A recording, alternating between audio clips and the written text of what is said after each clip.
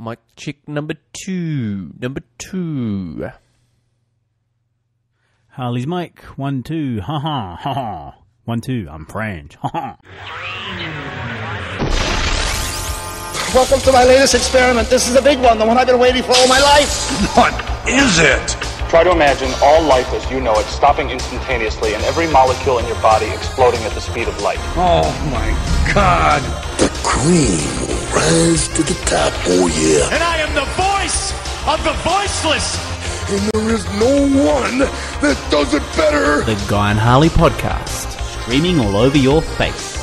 Perhaps that was the most important part. Can you dig it? Can you dig it? Can you dig it? Pigville on the internet. My left stroke just went viral.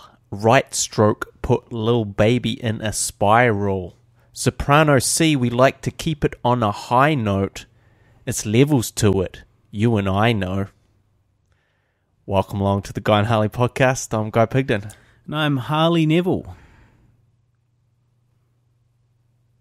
What? Who was that? That was Kendrick Lamar. That little short guy. That little short guy, he's so short that he couldn't raise the bar. Kendrick Lamar. Yeah, widely considered one of the, if not the greatest rapper of the current now. Oh, well, good for him. But from his song Humble, don't really understand it. I don't know what stroke he's referring to. I understand that there's levels to a soprano, like to music. So the notes of music going up and down, there's levels to it. I get that, but the rest, you and I don't know, Kendrick. I don't really understand what's the left stroke, what's the right stroke, why does one put someone, why is the left stroke of a key on something went viral, left stroke of what? What's the stroke here? And then why would the right stroke put a little baby in a spiral? What do you think, Harley? I think it's a load of dribble that rhymes. I think it's absolutely just a load of dribble that rhymes and sounds kind of funky when you say it fast. Well, so gets the ladies shaking their asses in the club. Very unlikely. So we'll have to look into that. Maybe listeners can help us out. What are they? You think that there's deep and meaningful analogies in there? Kendrick Lamar doesn't write just shitty know nothing lyrics. They always got something going on with them. So I'd be very surprised if these actually made no sense. It would be very unlikely. Right. I seem to recall many moons ago having an argument about whether or not beans burning in the kitchen was gibberish or not when Snoop Dogg uttered it. Yeah.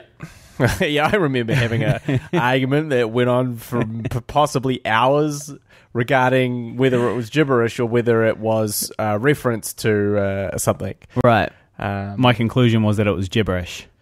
And we Googled it. The results were inconclusive. It was just a lot of people talking about Snoop Dogg. But I think I thought it was in reference to a saying. But it was hard to locate. We'll have to look that up as well. Well, let's dig up an old argument from a decade ago. That's good, because that's what the listeners want. They want to hear us arguing. Have another argument. No, there'll be no arguing this episode. My heart's not in it. So, well, your heart's not in it. Why isn't it in it? Because normally it's right in there. It's real into it. Into the argument. Yes, it's real. It's real invested in those arguments. No, it's not. My logical mind is. I just can't fathom seeing you with your outrageous opinions on the world, and I just can't tolerate it. But my heart sinks when we fight. I dislike it intently. But sometimes, just pushed up against the wall. Got to scrap it out.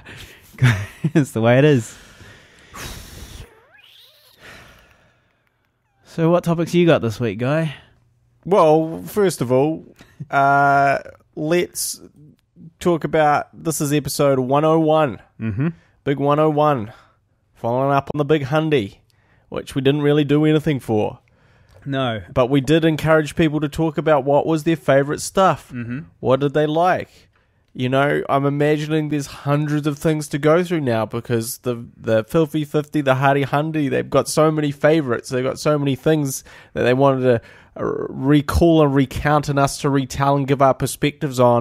What did they get back to us with, Harley? Well, there was a couple, actually.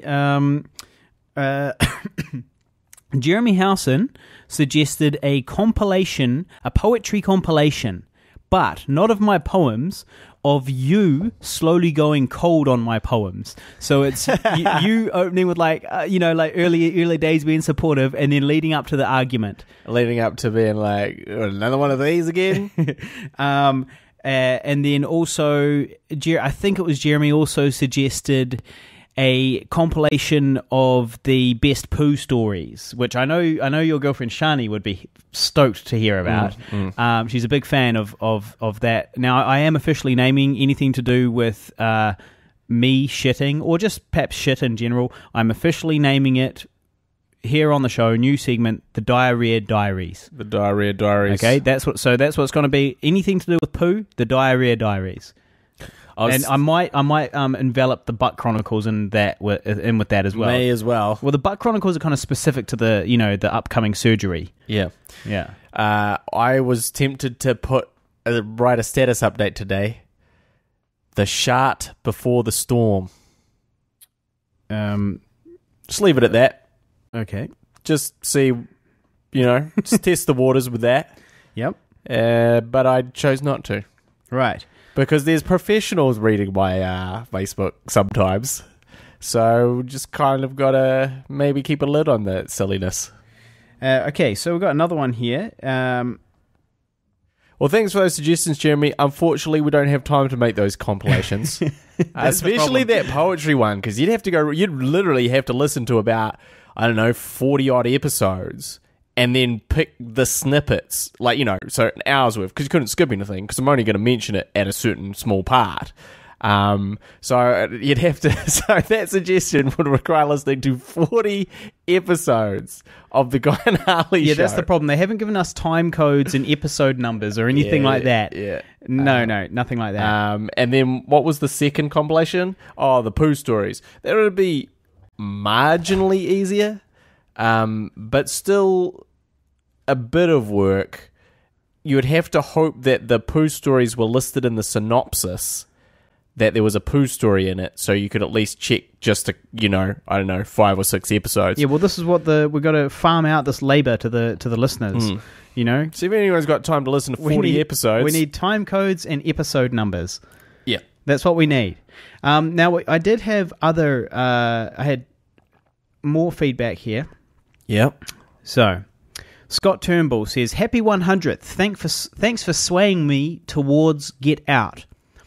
So obviously you convinced bloody good him. watch. Good watch. Highlight for me from the entire, it looks like from every episode. This is his overall highlight. His favourite thing. His favourite moment. That we've ever done. In the history of all our chats, of all our talks, of every single thing. This is what Scott Turnbull thinks is the crowning moment. Highlight for me is during the Great Debate episode. There's a moment towards the end, in the midst of way too much arguing, where Harley says, "This is a filmmaking podcast," and pauses.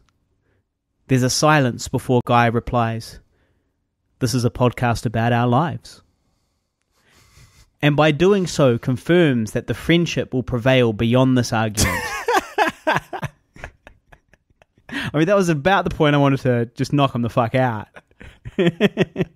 So I didn't know it at the time. We weren't doing that on purpose, but perhaps that was what was really happening. Okay, and I've also got some feedback from Mandy Dundon, who may or may not be Jason Coombs' other half, long time listener, significant other. Yeah, could be wrong. Didn't do any research.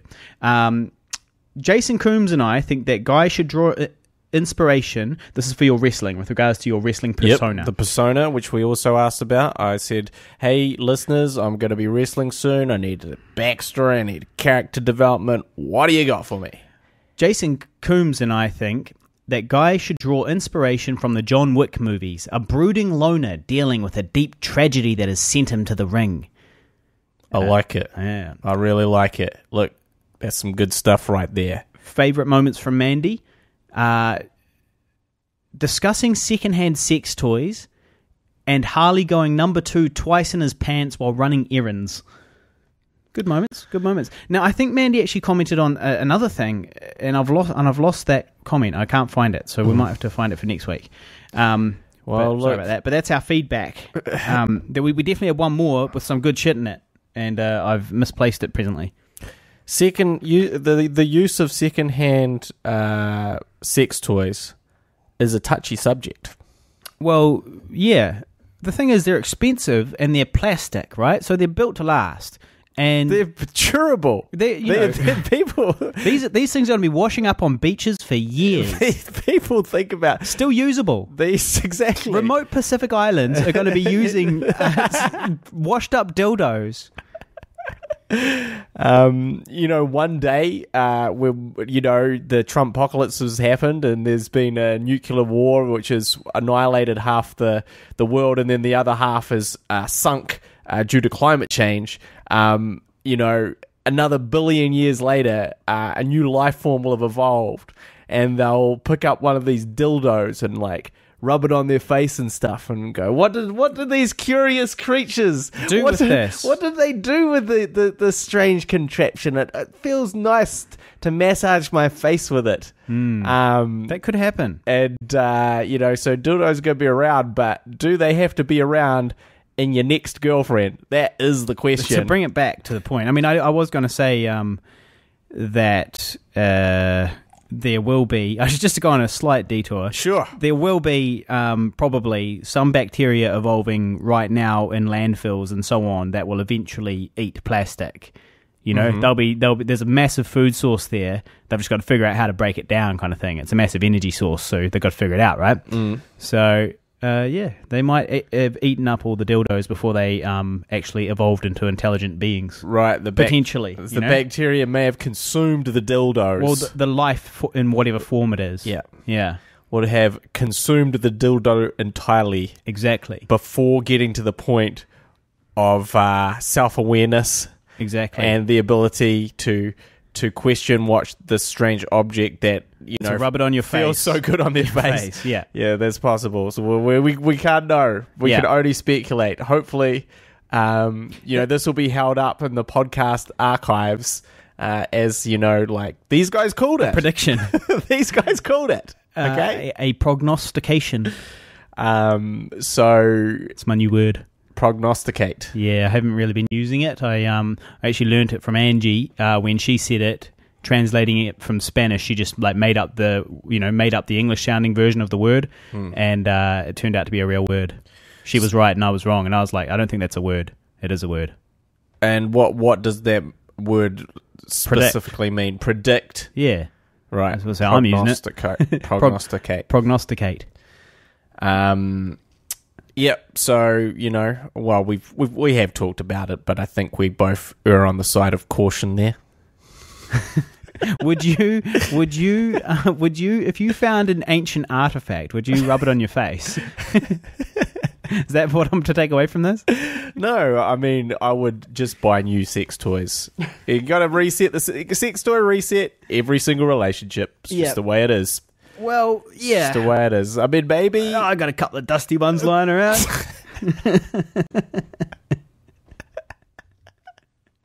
couple of sex toys from the archives.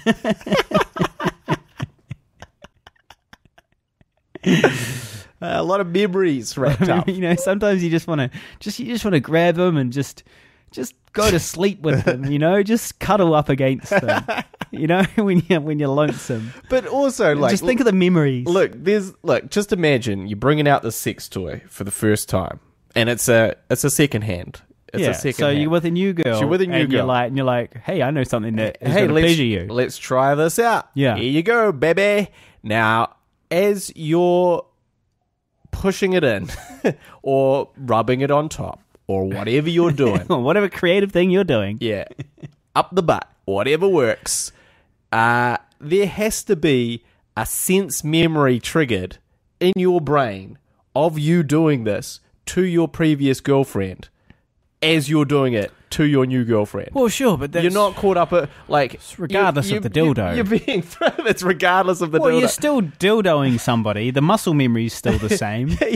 Unless you radically change your dildo technique between girlfriends. Yeah, but I'm just saying that, you're taken back to a time and a place which was your ex-girlfriend, except it's with your current girlfriend. With your new one. And, that's an unspoken thing that's happening as you plow this dildo. Well, that's a thing that happens sometimes. Sometimes people fantasize about their ex-girlfriends. Yeah. That shit happens. Don't, like, that's what I'm saying. Don't bring it. Don't bring it, like... Don't invite it into the bedroom. Exactly, don't invite it into the bedroom. Well, I don't understand why it would be an issue for you as the dildo... Master. Dildoer. The dildo master. The dildoer. The diddler.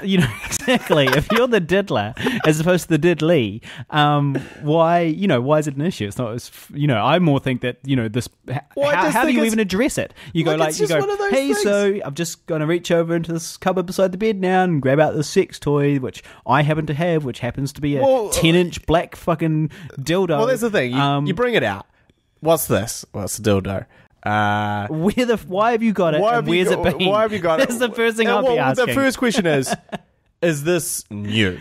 Yeah, exactly. Is this a brand spanker or what? I mean, what are they going to say? Obviously, you're going to go, well, it's not brand new. It's not in its package, but it is made of plastic, which is just built to last. They're pretty durable. Look, we're not going to wear it out. Don't worry. And also, it's totally washable. So, don't worry about any... well, can you wash it, please, at least? Because there's shit on the end.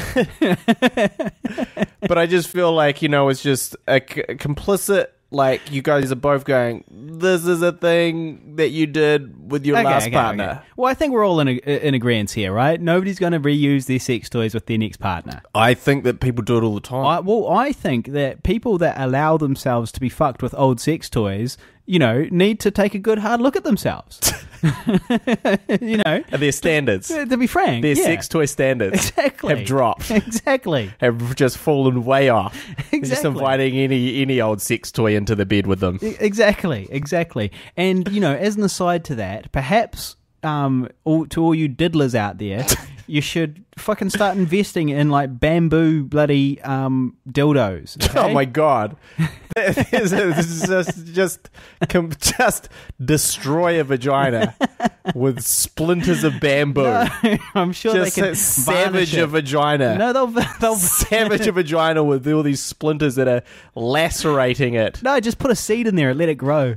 It grows very quickly. No, look, you would varnish it, wouldn't you? It'd be a solid thing. It wouldn't be splinters.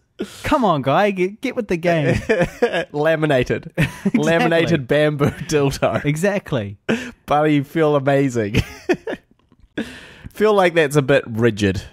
Okay. But there can be a more environmentally conscientious option somewhere. We called it here. There absolutely must be. There must. Well, I don't know if there is. No, there are. The recyclable dildo. Yeah, no. The biodegradable dildo. The biodegradable dildo. Biodegradable dildo. Yes. Do they exist? Of course they do. Do they exist? Absolutely. There is a huge market out there for biodegradable dildos. Biodildo. I guarantee it. You don't need to Google it this very second. I'm just gonna look that up. Biodegradable dildo. Biodegradable. You heard it here first, people. This is quality broadcasting. Also, in Google search, that did not come up. Like you spelled bio and degradable as two words. Yeah, but like it spelled like a bunch of other options. Finally, biodegradable dildos. Yep, from 2013. That post's from the first ever biodegradable vibrator. 2016. I don't know if you could call a fucking battery biodegradable, frankly. Green dildos for all. Yep. I told you, mate. That's in 2009. Yep. That just says sustainable wood paddles. Yeah, well, of course they're going to be sustainable. Yeah. All right, well, so we've solved that. We're not going to make $1 million off that one. No. Bio condoms. Feel like there's a bit of a risk right there in there. Well, that they biodegrade as you're using them a little too much. So any other feedback from the masses? Well, that was it. Apart from the other one that I did get some feedback on, which I can't quite remember, but I will find it for next week. Okay, absolutely. What else you got? Oh, am I the star of the show, am I? Fucking Harley Neville. Well, head host. The bloody Harley Neville, the fucking anchorman. Here we go. I've got an audition tomorrow. Oh, good for you. And how was it? I hope it was fucking good because it's useless now, isn't it? Fuck's sake, man, you're amateur. But no! No! Don't shut me up. This is the second time that he doesn't give a fuck. For fuck's sake. Now, let's not take a fucking minute. Let's go again! And let's not have you fucking walking in. You're unbelievable, man. You're unfucking believable. Number of times you're strolling and fucking around in the background. That's what that is, man. I'm telling you. I want to fucking kick your fucking ass. You don't shut up for a second, all right? It's for an English. It's for a large New Zealand corporation that I can't say yet, but I'm playing an English person. And I've got to put on the accent. It's tomorrow morning, and I only found out like this afternoon. But the thing is, here's what they gave me, right? There's no dialogue, but they want it in an English accent. So that's a classic. That's a classic, right? Because they were like, yeah, English accent. So I was like, cool. And I got the script out, and I read all the way through the script. My character literally does not utter a word in an English accent. It's a bit of a problem because obviously they're going to get you to improv exactly. and freestyle a little bit on the day and just be like, look, we don't actually have a specific script for this guy. I know. We just want you to just say some stuff. In an English accent. You know, accent. No, actually, I'm English. My plan is simply to enunciate a little more. Speak like Frodo from the gay Hobbit parody. Are you going to watch a movie?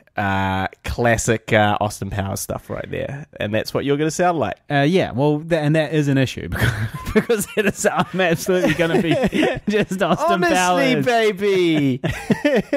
Groovy. Yeah, well, like, I'm not so bad at imitating it. Is it what? If I'm imitating one, it's fine. Yeah. I was watching a movie tonight with an English accent in it, and I mimicked along a little bit, and that's okay. But when you're asking me to just make up some shit, but do it in a British accent, and it's like, look, guys, you know how I put British RP on my actor's portfolio? That's a lie. Well, do you know how you lie about everything on your portfolio? Yeah. And the skills that you possess? Yeah. Well, my ones are reasonably honest, but a slight exaggeration. I might be fluent in Spanish. Slight exaggeration. Master of dialects. Slight exaggeration. Expert snowboarder and skateboarder. Tony Hawk pro skater. Moderate, medium ability rollerblader. It's all there.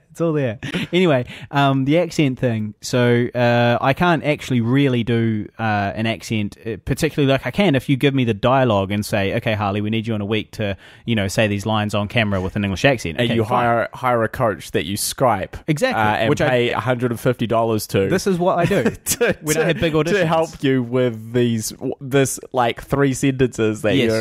Yeah. That's what I've done that. I've done that a few times. So, How about? That was one of the random dialects I had to learn one time and did not well enough to get the role. Yeah. But spent $150 on. But did spend $150 on that.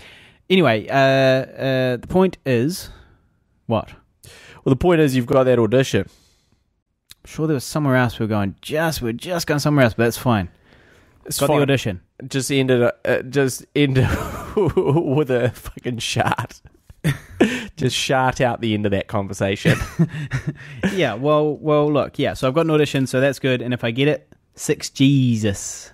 Not bad. However, it does somewhat conflict with another role I have coming up, so if I don't get it, it's really not the end of the world. It's going to save me a lot of drama. Right. Anything else going on in your life you want to talk about? Anything in particular, like a monumental well, I guess life? I could debut a new poem for everybody. You'll be happy with that, wouldn't you, guys? Yeah, I guess we better go with that. So, talk about heart sinking. My heart sinks anytime Harley's got an audition, because then I've got to chop up the podcast and put in the fucking Christian Bale, which takes like ages. Even though it's like a simple, small thing, it like exponentially increases the amount of fuck around I have to do with this podcast. Bullshit. You press B for blade, right? You go to the time code, which you just wrote down. You B for blade that little gap, slip in, drag in the other thing, close up the gap, and render it and export it. Yep, that is what I have to do. It takes that is not the hardest of the editing that you do. An editor of your caliber can do that in his fucking sleep. Yeah, it's not a matter of... do that with your butt. It's time consuming. It's time consuming. Maybe a little thing, but it's time consuming. The worst ones, obviously, is when I have to play a clip. Yeah. Like that fucking Anakin one. Because you got to go find it. I got to go find it, and then I've got to audio hijack it, and then I've got to put it into the thing, but then I've got to kind of try and get the levels up to be relatively close to what they are for the rest of the podcast, and then I've got to fade it in and out, and it just spirals out of control, man. Well, I mean, that last podcast took a shit ton of time for me to get up, and there was not that much extra bits in there. But anyway, let's go with this poem. To that yet. I haven't listened to last week's one yet in its entirety. Let's go with this bloody poem. Well, okay. Gonna give any context to this? Well, gonna just let it sit there? I think it speaks for itself. Okay. I think it speaks for itself. But do stick around after the poem, listeners, because I do want to elaborate on something. Because he will still be alive. He will not have committed suicide. He will be still with us. So, a sip of this red wine here.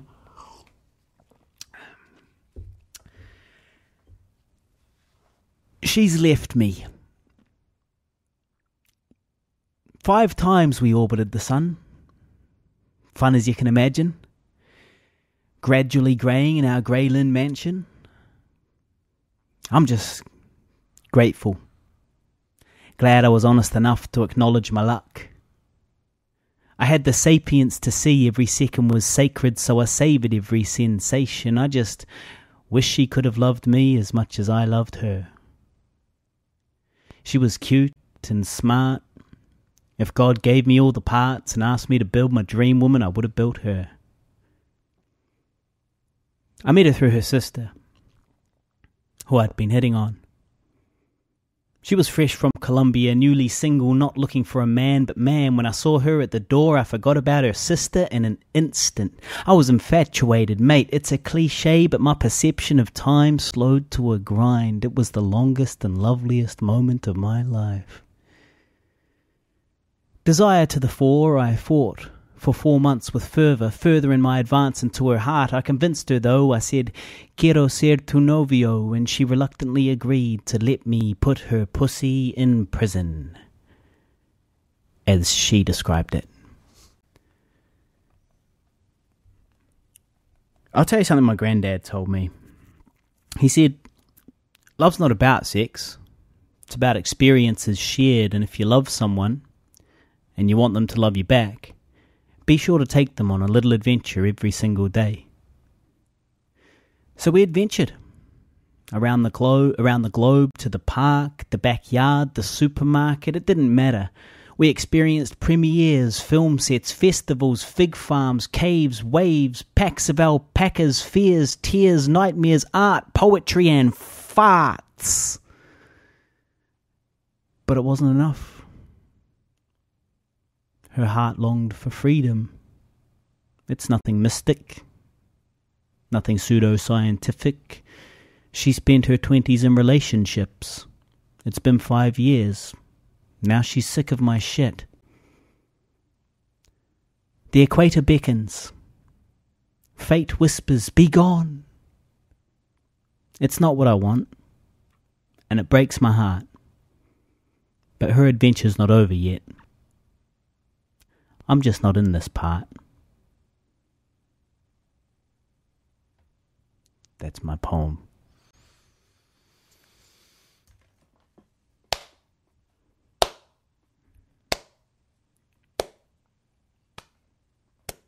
Slow clap. Worthy of a slow clap. Slow clap. That's pretty good. So what's that? Is that fictional or what? Well, look, I can't really talk about it entirely properly yet because that is not she broke up with me 7 days ago today. Yeah. So today is my 1 week anniversary Of being single.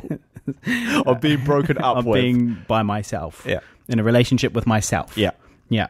I haven't gone Facebook official yet, so this conversation is not actually me coming out publicly. It's just between you and 150 people. Well, a hundy. The Hardy hundy.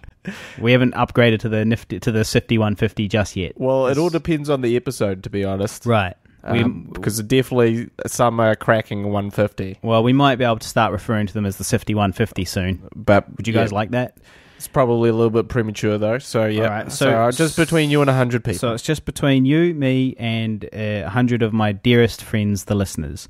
And that's because I have to, really. I feel like I can't sit here making dick and fart jokes when my heart simply isn't in it. You know, I'm not. It's not the zone I'm in at the moment. And I mean, at the end of the day, this is a filmmaking podcast. It's a podcast about our lives. And so, you know, this is a part of my life that I've sort of got to mention to the listeners. But it is not Facebook official yet. I'm not, so I can't really talk about it properly just yet. He's working on it. Exactly, I'm He's working on it. it. Now, you might be wondering, though, well, why can't he talk about it properly yet if she broke up with him a week ago? Why can't he talk about it properly yet? Well, the long answer... Okay. is I thought you were going to go short answer, but you decided long, so that's good. Explanation. Okay. The long answer is I still have hope because she might still be coming to New Zealand in only 2 short months. Not to be with me, but to live in Queenstown on the other side of the country from me. So my hope is to intercept her at the Auckland airport. Kidnapping. I get it. Hold her in my arms. Hostage. Look her in the eyes and watch her dissolve. The short answer is I'm in denial. Right. So, holding off on going public just yet. I mean, I am, you know, holding on to that. I'm legit holding on to that hope of the intercept. That's sort of my best bet at the moment. Well, you look. Now, not actually at the airport. You know, like, well, she is going to see me. You'll have a coffee. She's scheduled me in. You'll have a pencil and a coffee there. You've negotiated a coffee. She has agreed to meet me in a public place. With a lot of people around. With a lot of people around. Yeah. So don't you listeners go posting anything on my wall like, hey, sorry to hear that, bro. Or like, hey, do you want to go on a date with me? You know, or anything like that. No, he doesn't want to go on a date. Exactly. The answer's fucking no. Jason Coombs. He's for the final time. He's taken. Sorry, Liam Hegarty, but he's taken. Right this very second. So don't... he's locked himself into an exclusive deal with himself. Exactly. And so what I'm saying is this news is news just for you guys. This is the bonus of being part of the Hardy Hundy. And you know, hey, look, I'll be honest, I appreciate having someone to talk to, so thanks for listening, guys. Cheers to that. So what's the, I guess, what now for Harley Neville if he doesn't, if this intercept were to fail? Well, look, if the intercept were to fail, you know, heaven forbid, but if my intercept plan were to fail, you know, I mean, I guess at least we can bring the Tinder files back. That's right, we can. I mean, I've been in a relationship the entire time that Tinder's existed, so it's a whole other frontier. To be honest, like having listened to all of your Tinder files, yeah, and you've had some very good luck. You've got 2 long-term girlfriends out of the Tinder files. Yeah, boy. So you're the Tinder master, is what I'm going to have to start referring to you I've as. bagged some babes out of Tinder. Just, don't brag. You don't brag too much. Well, you just said I was the master. Well, so... you just don't want to go get yourself in trouble, is all I'm saying. I'm just saying, just don't say anything that you will regret later. And then, you're having an argument later with your girlfriend, and then she just plays that back. Right. It's just, and you just go, I bag some babes from Tinder. Yeah. She can just play that. She's going to make it her, ringtone. Well, she's babe number one. She's the biggest babe of them all. Oh, that's better, I guess. Well, it is. Oh, well, look. Hey, don't worry about it. You're babe number one. Look. This guy. Well, this is the thing, though. Like, I do have this sort of conversation sometimes, like, you've won. If you're in a relationship with someone, you've beat everyone else up until that moment. Now, maybe you'll lose later on. Absolutely. To someone else. It happens. Sometimes you'll lose, crushingly in 5 years. You'll lose big time. Maybe, maybe it'll take that long. Maybe it'll be 6 months. Maybe it'll be a couple of weeks. But one day you're going to lose. And someone else will take the championship. But right now, you are the heavyweight relationship champion of the world with that person. Yeah. You've done it. So you got nothing to fear. You're top of the mountain. Well, stop saying you've, because talk about yourself. Because I'm fucking sitting here broken and a fucking alone. Stop saying you've cracked it, mate. You've cracked the mountain. I know you're not talking about me, but you just stop using your and say I, because you're in a relationship and I'm not. You the person. You the subject. I get it, but just go with I've. Because I'm sitting here, I'm certainly not the king, the relationship champion of the world right now. Right now. Yeah. Well, look, I mean, from my perspective, Angie's a lovely girl. Had some good laughs with her over those years. She's a cool person. I think that you guys are a good match in many respects. I respect your commitment to the relationship. I respect anyone that's been out with someone for that length of time, but I think that in that amount of time, a lot of people really shit the bed with their relationships. It really goes downhill, and they're just there. They're just going through the motions. They're like, there's all these things I'm not actually really happy with, but we're in it. Where are you going with this? We're in it. We're just going to do it. If we could get there quicker, that'd be good. We're going to suffer through all this because, I don't know, just the idea of being single is too much. But I don't ever think that you guys were like that. No, well, I don't really think that either. I think that you guys had a good run, a hell of a run, as I said in my text to you. A hell of a bloody run. And his reassuring text that he sent to me last night when I said, when I broke the news to him last night via text and suggested we do a podcast. This was after poetry. I was feeling emotional and alone. And I said, no time, mate. And he was like, nah, mate, can't do it. And then I was like, and I was like, well, I guess I'll just stick to my plan of cutting my fucking wrists. There you go. You'll see me in the fucking bath. I guess I'll just stick to my plan of throwing myself off the top of this building that I'm currently atop. Good friend. Well, look, I definitely feel some guilt if that was the end result. Well, lucky you then. But luckily we're here. We made it. We just had to postpone it a day. But the reason that I could not do that is because we have some very pressing deadlines. So I'm basically working 24 hours, 24/7 before I head away to Dunedin next week. And I'm trying to get a new version of Older ready for our composer. And kind of this new version of Older is probably going to go to some producers and some bigwigs and some higher-ups and maybe even some festival submissions. Well, I know one festival that will take a good look at it pre... a good long look. Yeah, even though it's not the final cut necessarily. Yep. So, got it all hooked up, mate. All jacked up.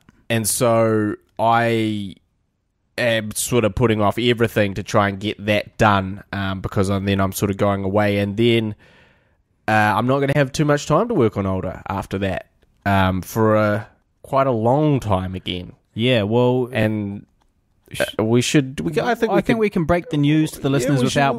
I feel like we really shouldn't do any specifics of just nothing specific, basically. Well, the two things that I was going to say, okay, are both very specific. Kind of, they're vague, right? Okay, well, look, here's three things. Don't say anything because here's the situation. At the end of the day, it's not locked in. We have not signed anything, and the oldest mistake made in show business is fucking bragging about the fish you caught when you're only fucking threading your hook. So let's we just got to be vague and say we have an opportunity upcoming without getting too specific. But we do have a very exciting opportunity that is looking increasingly likely to come through. But that's why I couldn't do the podcast, because I was working until approximately 5 a.m. on editing Older. So we are going to tell the listeners about this thing, right? Yeah. And so Older, right? You're doing it with more fervor now because this new you want to try and smash it out before this new project takes up all your time. Exactly. Yeah. Exactly. And when you say smash it out, you mean smash it out as good you can, but there'll still be another edit. There'll probably after still this be. one. Oh, there'll still be a relook for sure. There'll still be another edit. Be quite good because we'll be able to leave it to sit for a few months. Let it percolate. Let it percolate while we work on this new project. So what do you think we can say about this new project? Look, here's what I will outline, and then we can go into some deets, I reckon. Well, just further explanation. We potentially we have a financial backer, a reliable and established financial backer that is creating a lot of web content already. Yep. And a mysterious benefactor. They are talking about, and we've had more than one meeting about it, and it's all looking very promising. Everything's lining up nicely, and they're talking about giving us funding to shoot a web series. Yes. Now, the web series is a concept of theirs, but written by us, or written by Guy. Written by our team, but it's their concept. And so we need to write it around what they want, kind of thing. Yeah. And so, I mean, how many more details did you want to give than that? Well, I was going to just mention the genre. Okay, well, I think that's probably okay. And so it's in the horror genre. And can we say in what style? That was the only other piece of info I was going to say. Well, maybe for the Hardy Hundy. For the Hardy Hundy, I mean... Maybe just for the Hardy Hundy. For those... Just because, we want to make it worthwhile listening to this fucking show, and if it's like, they might as well just subscribe to my Facebook otherwise, right? So they've got to tune in here to get the real scoop, Yeah, so it's a horror series in the vein of found footage. Yes. Found footage style. So if you found footage when you think found footage... Cloverfield. Don't think about that naughty tape of your mum's that you found. Don't think about that naughty tape of your flatmate that you found. Do you have a naughty tape of me, Guy? I certainly hope not. I certainly hope not too. But I just feel that's more likely. Well, then you're going to dig up your old mum's VHS fucking tape that she shot with your dad like 20 years ago. Okay, but here's the thing. Here's what I'm basing this off was one of your ex-girlfriends, the one who became a lesbian stripper immediately after dating you. Yes. I don't remember that one. No. I went to her... We went to her house one time. I don't know if you were there or not. And she played a VHS. We were like, probably not 18-ish. Yeah. And she got a VHS tape out, and it was of her mum. And her parents' sex tape. Yeah, you know what? And they played it. She played a little bit of it, and they were like on the couch. I do remember that. But it was like she quickly turned it off and didn't actually show us really anything. Yeah. But it was still kind of fucked that she would even be, going anywhere near that tape. Yeah. And obviously she'd watched it in full. Well, presumably she at least knew. Well, I mean, she must have watched a bit, right? Oh, I'm sure she watched it all. But that is weird as well because it was kind of in the lounge, like it was kind of just amongst the other VHS tapes. Well, what's the best place to hide something? Not in plain sight. Not when it's pornography, guy. Not when it's you having sex. Best place of where you don't put it here's an idea. Don't put it next to the VCR. When you've got 2 kids as well. Here's an idea. Don't two teenage kids. Don't leave it in the VCR and label it Simpsons reruns. No, bad idea. Yeah, well, look, everything turned out great for her, and she became a model member of society. And I'm sure that these 2 things, like constantly watching her parents' sex tape, had zero effect on her, Harley. Well, sensing some sarcasm. Absolutely zero effect. But anyway, so found footage, not like your parents' old VHS sex tape, but Harley. more like the Blair Witch Project. More like Cloverfield, more like Paranormal Activity. Well, stop naming shit movies and say Wreck, the Spanish pseudo-zombie sort of proto-zombie Wreck is the best one. Absolutely, for sure. That's the best one I've seen. And if you don't like reading Spanish... Oh, and I better also give a wee shout-out to Found Footage 3D, which I saw at Screamfest last year. Unfortunately, I've looked high and low for. No one can see it at the moment. Yeah. Oh, really? I'll ask the guy. I think it's doing the festival round still, but like so very successfully. Yeah. So. Well, I saw it at Screamfest, and it was really a pretty damn good found footage film, and it kind of answered all those annoying questions. Because I've got a skeptic's mind, man. I can't be like, if they're just magically recording for no reason, I'm like, well, fuck off. You're still holding the camera. There's a fucking monster chasing you. You're going to be like battling for your life, not worried, not holding a camera pointing at your face. Well, camera is a good weapon. Well, is it? Yeah, but it's better than nothing. Well, yeah, okay. I'd happily hit someone over the head with a camera. Absolutely. I'm sure you've been tempted. I'm sure I've tempted you on a number of occasions. Yeah, sure, but you're not like pointing at your face and still talking and shit like that, when like shit's going down, really. Not really. I mean, but I guess in Found Footage 3D, it's pretty well explained, and it's good, and it's novel, and it sort of addresses all the annoying things that you that normally would bother me. We're probably not going to address those, the annoying things. No, well, yeah, I think his budget's a little bit bigger than ours. I can't imagine us doing Stephen that. D. Gennaro is the director's name. But anyway, so this opportunity has come up. Look, it could all fall to pieces. Nothing is set in stone. But at this stage, looking very promising is all we can say. But I'll also say that is what is going to tie us up for the next 3 or 4 months. Absolutely, yeah. It's gonna be a lot of work, and it's going to be. It's got a deadline of late this year. Yeah. Well, the last quarter of this year. And so it's like, well, that's actually pretty fucking soon, considering it's not been written. Considering it literally does not exist in any form right now. That's quite soon. It's basically a short paragraph is the right only now it's explanation. A paragraph. It's a concept. It's a short concept. It is a concept. No, nothing. No characters, nothing. Just a short concept. And that needs to be rewritten, and refined, and then all the pre-production and organising and all that stuff needs to be done, and it needs to be shot, and then it needs to still have time to be edited, before its deadline. So it's not like an insurmountable task, but it's like we kind of got to get onto it. There's a lot to do. There's a lot to do, exactly. It's going to be quite an elaborate it's going to be the equivalent of shooting a feature film, basically.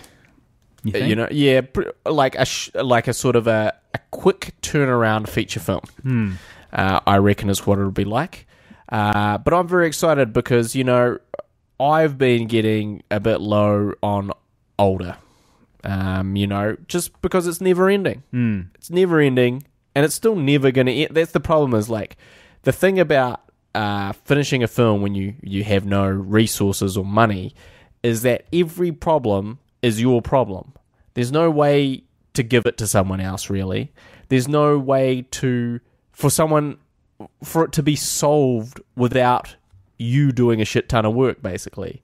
So you just see all these little problems stacking up one on top of the other, which are just inherent in completing a film.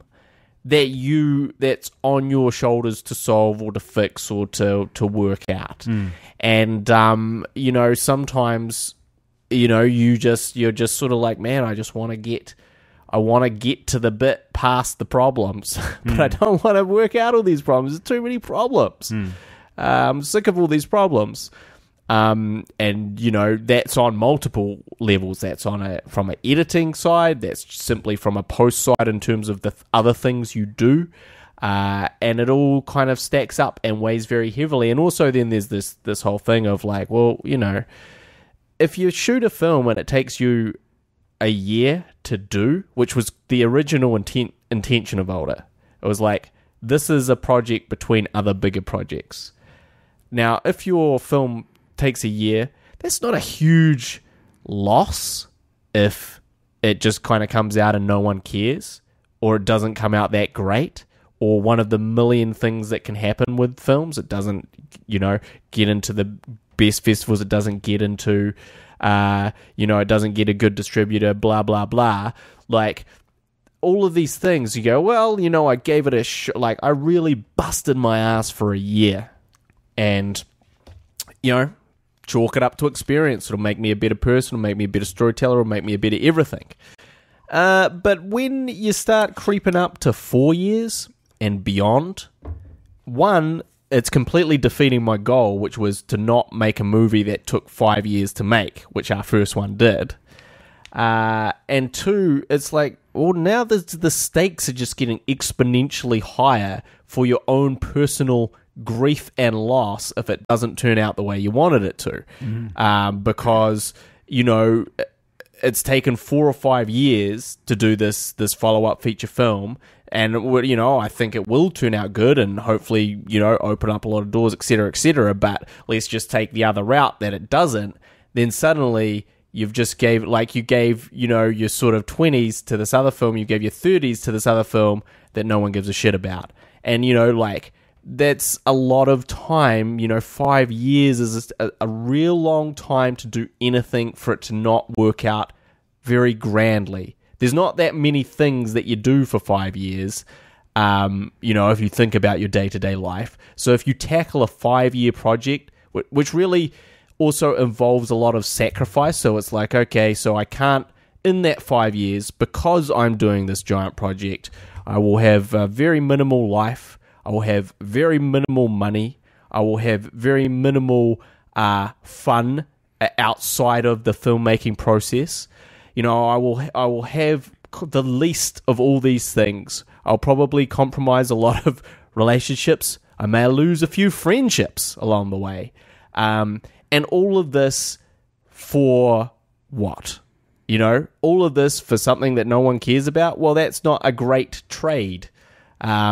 And so, I guess that is something that obviously, I'm not thinking that the film is going to be bad or anything like that, but I just feel like, it's one thing to go through this whole 5-year thing and experience that once. It's another thing to now make it 10 years and do it all again.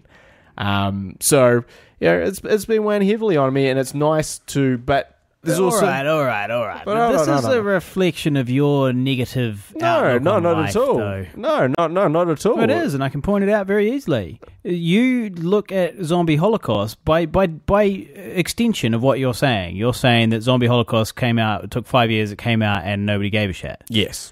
Which is a load of shit. Like, it's available internationally. Like, it's as successful as you can hope for a low budget feature film shot in Dunedin. It's doing great, but you don't see it like that. You go, like it's literally showing on Showtime right now. Millions of people have seen it.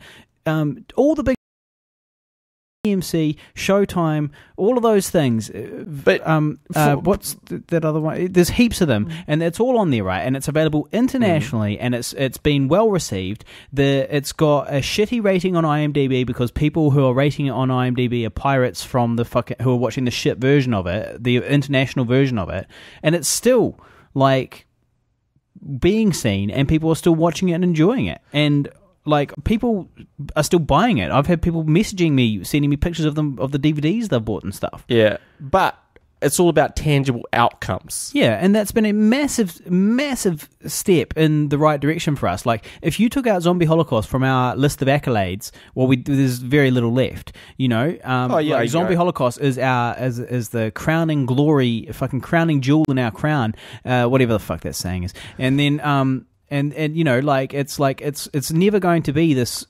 Necessary. It's very unlikely that your first film is going to be this cult smash hit, which takes off and makes you lots of money, and everyone thinks what a great fucking cinema auteur you are. Mm-hmm. It's very unlikely to happen. Really, what's going to happen is you're going to make a project, it's going to do okay, and then the next one's going to do slightly better, and the next one going to do slightly better, and eventually you climb the steps. And for your first step, I reckon that I Survived a Zombie Holocaust is fucking a resounding success. Well, I mean, I'll say two things to that. Undermarketed. Absolutely. I'm not saying there wasn't problems with it. I'm not saying that it couldn't have been seen by more people. But overall, given the circumstances, given the budget, given the difficulties, a resounding success. But for me, again, I go back to tangible outcomes. Is like I was a guy struggling away to make shit with my mates before it, and you still are. And I am exactly the same after it, but also in a worse position. In some people's eyes. That you're working with now, the people that you were not in anybody's eyes before I Survived a Zombie Holocaust. So so those people, there's nobody that was like, hey, you know who I'm keeping an eye on? There's nobody the commission that was like, the dude that directed those gay Hobbit parodies. But unproven talent is still potential talent versus someone who has been deemed not talented enough. There's no mighty power deeming you not talented enough. I 100% disagree because I know because you're a conspiracy theorist. Well, no. I mean, yes, I am, but you can just point to the only thing you can do is gauge yourself against your contemporaries, right? Mm-hmm. That's all you can do. That's the only way to assess your career is go, how are other people doing that had the same opportunity as me? How's their career doing and what are they doing now as a result? And if you gauge my contemporaries, they are all uniformly doing much better. And I don't say that in a smart, disparaging way. I say that as a complete truth, and you can point to every single one of them and how they are and where they are, and it's all in a better place. So... That is such you actually literally being Donald Trump for a second there. I can't. You just spoke, but you didn't actually talk about anything. Well, I can't. There's no point in me just sitting here. I mean, we can do it off here. I can list all the things that other people are doing that had the same opportunities as me, that were in that same class, that class of making those films at that time, and where they're at and what they're doing now versus what I'm doing now. I can definitely do that. But there's also the other issue, which is that. You didn't have to do that film for 5 years. I mean, you did. I'm not saying you didn't make huge sacrifices yourself, because you certainly did. You had to have that fucking hairdo for years for us to do pickups. I'd be a lot more worried about the money and the time spent promoting it than the haircut. But there's the thing. I mean, that's the thing. You did make huge sacrifices, but... You did not live that sort of 24/7. I know, that's the point. You've been driven insane by dealing with this 24/7 thing, and you've turned into a fucking lunatic who thinks that there's a vast conspiracy against you. I don't think there's any conspiracy. All it is nobody gives a shit because you got to show them. You got to show them the next thing, And so it's like, okay, so good start. On to the next thing. Where is it? Well, it's been 5 years. It hasn't come out. I don't think there's any conspiracy at all, in the sense that it's no. Not a good start. A start, yes. A better than nothing start, absolutely. But not a good start. Look at your contemporaries. Definitely not a good start. Well, who gives it? Firstly, that's 100% tall poppy bullshit. Look at your contemporaries. What are you talking about? We don't. It's irrelevant. What I'm looking at is, let's look at the people we work with now versus the people we work with before Zombie Holocaust came out, and that really has elevated us within the ranks of Auckland filmmakers as people that can known to put out stuff that actually gets released, actually gets international distribution, is finished to a high quality, all that stuff. And so as a result, the caliber of people we're working with is only increasing, and we're traveling an increasingly sophisticated in elite circles, but it's a slow process, and that's just the way it is. And it's like people aren't going to know, and and then you combine that with your lack of tangible good networking, and it's like, okay, well that's your issue. Some people move and shake in the right circles, and some people just make high quality content, but actually you can't, one or the other doesn't work. And if you had to bet on either one, bet on moving in the right circles before you bet on before you bet on high quality content. And so it's like it's a failure on your behalf to network efficiently, not a failure of them to lift you from the mud. No, I'm not saying it's a failure of them to lift me from the mud. I'm saying it's a failure of me to make a film good enough to have people want to make more movies with you. Again, I disagree. I think you made a film that is absolutely good enough. I think the issue here is that it was undermarketed, so nobody heard about it. Or they heard about it and then it had the wrong title. I think the wrong title was a major issue for scaring off major mainstream audiences. It's I Survived a Zombie Holocaust, and it's like, okay, we at the time thought it was a great idea to do this kind of B horror thing, but by the time it actually came out, it wasn't such a great idea anymore. And probably the title and the marketing overall were the biggest areas that let it down, not the actual film itself, which I think is good and people really enjoy, and is people that bother to watch it do tend to like it in my experience, but it's not it's just undermarketed, and that's not really your fault or my fault or anybody's fault. It's the fault of a number of different things, and a big one of them is budget. But that, like I said, just that 5-year grind is you didn't made you insane. You didn't live that 5-year grind, so you can't really don't belittle my experience. It was difficult for me, but in different ways than you. You had to sit there every day grinding away. I get it. You had lots of hard work to do. Yeah. Meanwhile, I had to get fat, fucking bald, and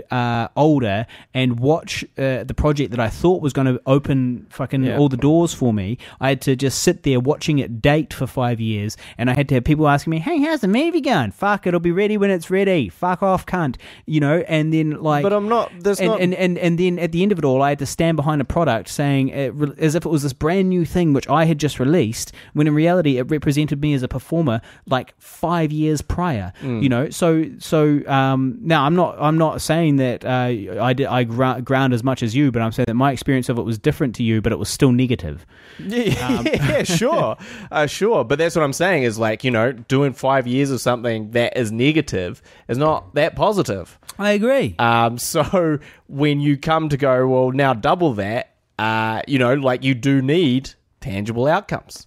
And I think But you're ignoring the tangible outcomes. No, I'm saying that the outcome... Tangible outcome. We're filming with talented, the cast and crew of Older would not have been interested if we didn't have Zombie Holocaust on the horizon when we shot it. Yeah. I guess Absolutely. What I'm saying is tangible outcomes that are more so than the ones, like, I'm not saying that it hasn't opened doors and given us good opportunities, but the work versus reward has not probably evened out. Well, no, it hasn't. But luckily, you're not in this for the rewards, right? You're in this to create art. You're not, and you want those accolades and all that stuff, and you need some financial fucking... Yeah, you need enough of those things to propel you forward. Yeah. So it's not hard graft. We get that. We all get that.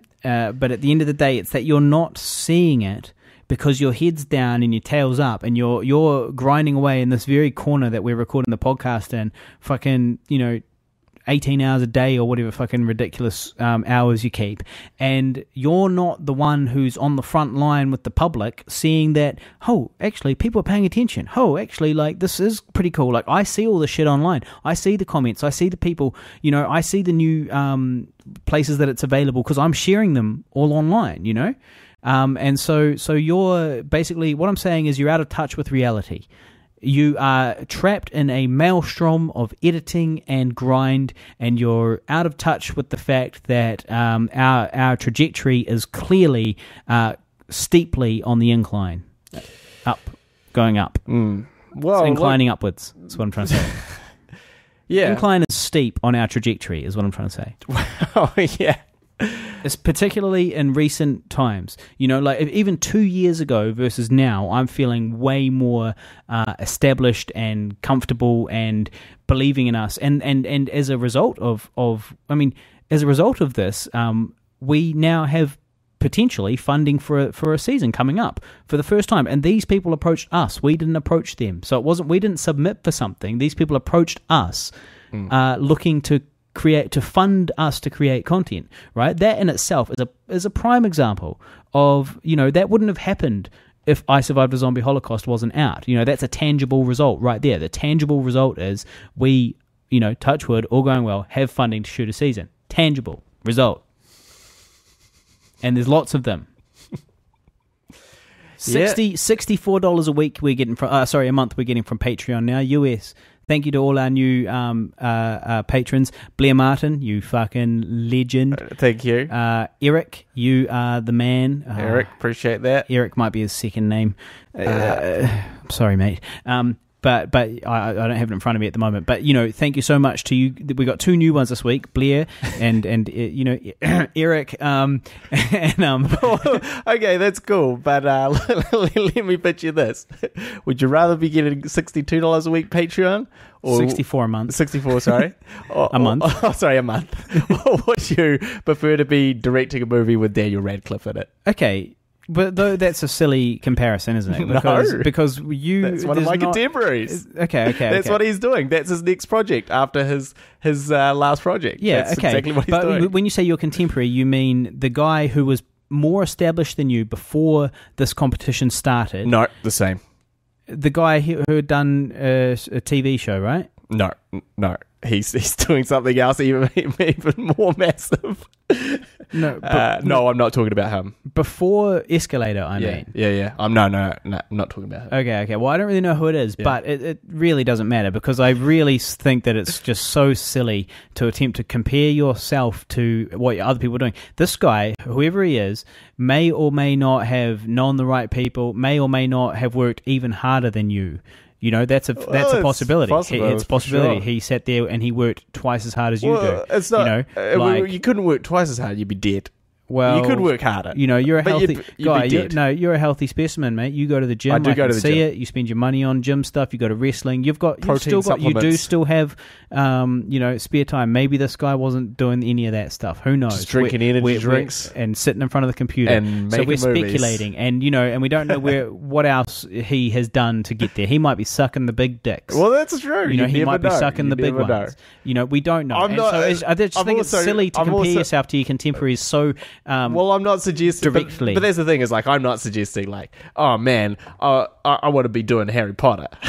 I should be doing Harry Potter like him. I'm more saying, like, oh man, I would like to be doing another funded feature film. Don't you be disrespecting our fucking Patreon supporters. I didn't disrespect them. I said, which would you rather? Yeah, which would you rather? $64 shitty dollars from the fucking internet? Or direct a movie with Daniel Radcliffe from those cockheads out there that work for us, essentially. You're putting working each month and giving us a share. You're putting words in my mouth. You're putting words in my mouth there. I'm just saying, Daniel Radcliffe movie, $62 a month Patreon. $64. $64 a month Patreon. Daniel Radcliffe movie. Okay. I'm just no. But it's a silly comparison. It's like it doesn't make any sense.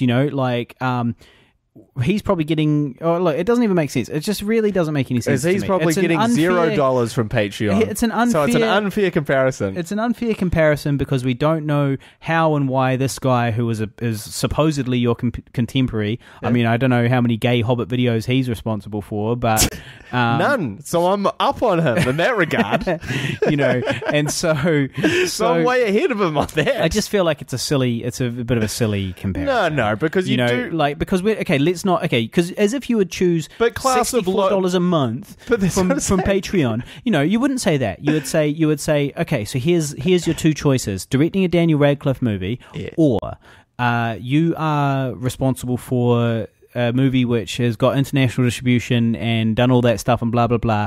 He's done all that as well. And you okay, that's fine. You have a short film which has gone all around and done cinema stuff and done and now has a sales agent and won best short film at a night of horror in Sydney. And now you have funding people approaching you to come up and say, here's X amount of dollars. So does he, fucking Daniel Radcliffe. Yeah, okay. But the point is, you can't compare $64 a month is not the sum of your achievements. Is what I'm saying.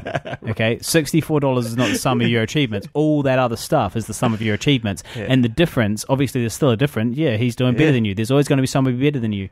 You know, I know, but is it all of them?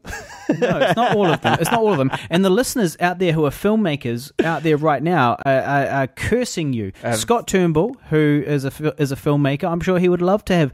And he commented earlier, and that's why I'm bringing him up now. And I acted in his music video. Yeah. I'm sure that he's probably like, shut up, guy. You know, like, I wish I had an internationally distributed feature film under my belt. You know, like, it's all about where you are on the totem pole. Yeah. You know, and so yeah. I mean, and I just really think it's silly to compare yourself to people higher on the totem pole. Well, I'm not. What I'm comparing though is that they are your contemporaries and they're currently higher. Like they about started when I about started. They're doing about the same level of budget thing as I'm doing. Mm-hmm. Now, what is the result of that thing? Okay, and what is the difference between their techniques? Now, probably it could be that, there's a conspiracy against you. You keep saying a conspiracy. I'm saying a failure on my behalf. Okay. That's not a conspiracy. Okay, but the failure on your behalf is probably the lack of moving in those correct circles. Maybe. You know, which is so important in our industry. It's absolutely one of the most important parts. It's almost undervalued. Like it doesn't get the respect it deserves. You know, like a person who's a great filmmaker, you should almost be able to give them accolades for being a great networker because that's what it's really about at the end of the day. Yeah. Working with those right people. And that's the other thing. I have noticed a real increase in the caliber of people I'm kind of like associating with and dealing with on a professional level, the things I'm being cast in and all that stuff. And it's all built off, I survived a zombie Holocaust. It's all built off I survived a zombie Holocaust, and those other creations. So shut the fuck up, basically. Well, let the listeners decide, eh? Oh, they've decided, mate. They decided fucking 20 minutes ago when I began my fucking tirade. Should I compare myself to people that have roughly done the same thing that I've done, and where they're at versus where I'm at? Or should I simply compare myself to no one and just keep going?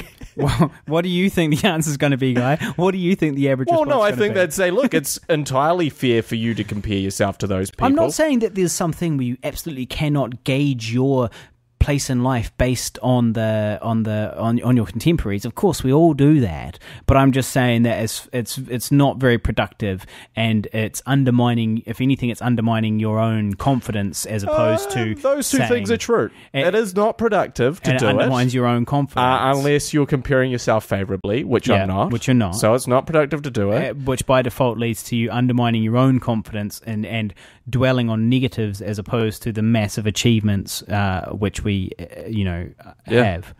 Well, look, that's the best point you've made so far, mate. I'm so fucking pointy. I'm like a porcupine. That is the best point you've made so far, and it's true. And look, you do tell yourself those things. You do go, hey, look, you can't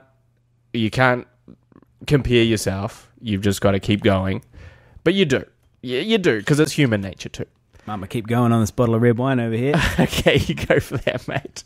Just Guy had a fucking coffee. Knock yourself out of that week because after this I've got to eat it. I was like, yeah. So I'll probably break the news tonight, I guess. Guy, big news, big news. And I was like, you'll have a red wine with your old mate. Well, for starters, I wouldn't have a red wine because I just don't drink red wine. Well, I've found red wine to be actually quite comforting. And at this point, I'm sure you're right. It probably is. It is, especially a bottle of it. Well, that's only half a bottle. It's last night's bottle. Leftovers from yesterday's misery, basically. Exactly. Look, we all got things that we get depressed about, Harley. Guy, and my 1 week old fucking breakup. There you went on a 5-year journey. I went on a 5-year journey. We both went on 5-year journeys, and it was hard. Yeah, sure. And it's fucking shit at the end. Well, I guess the difference is that at the end you fucking released a feature film. Yeah. I fucking got dumped.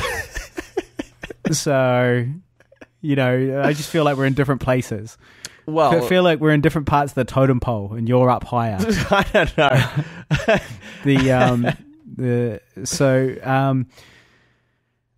Red wine. I did notice something about red wine, and I'd read this or heard this or something before. Does make it easy to cry.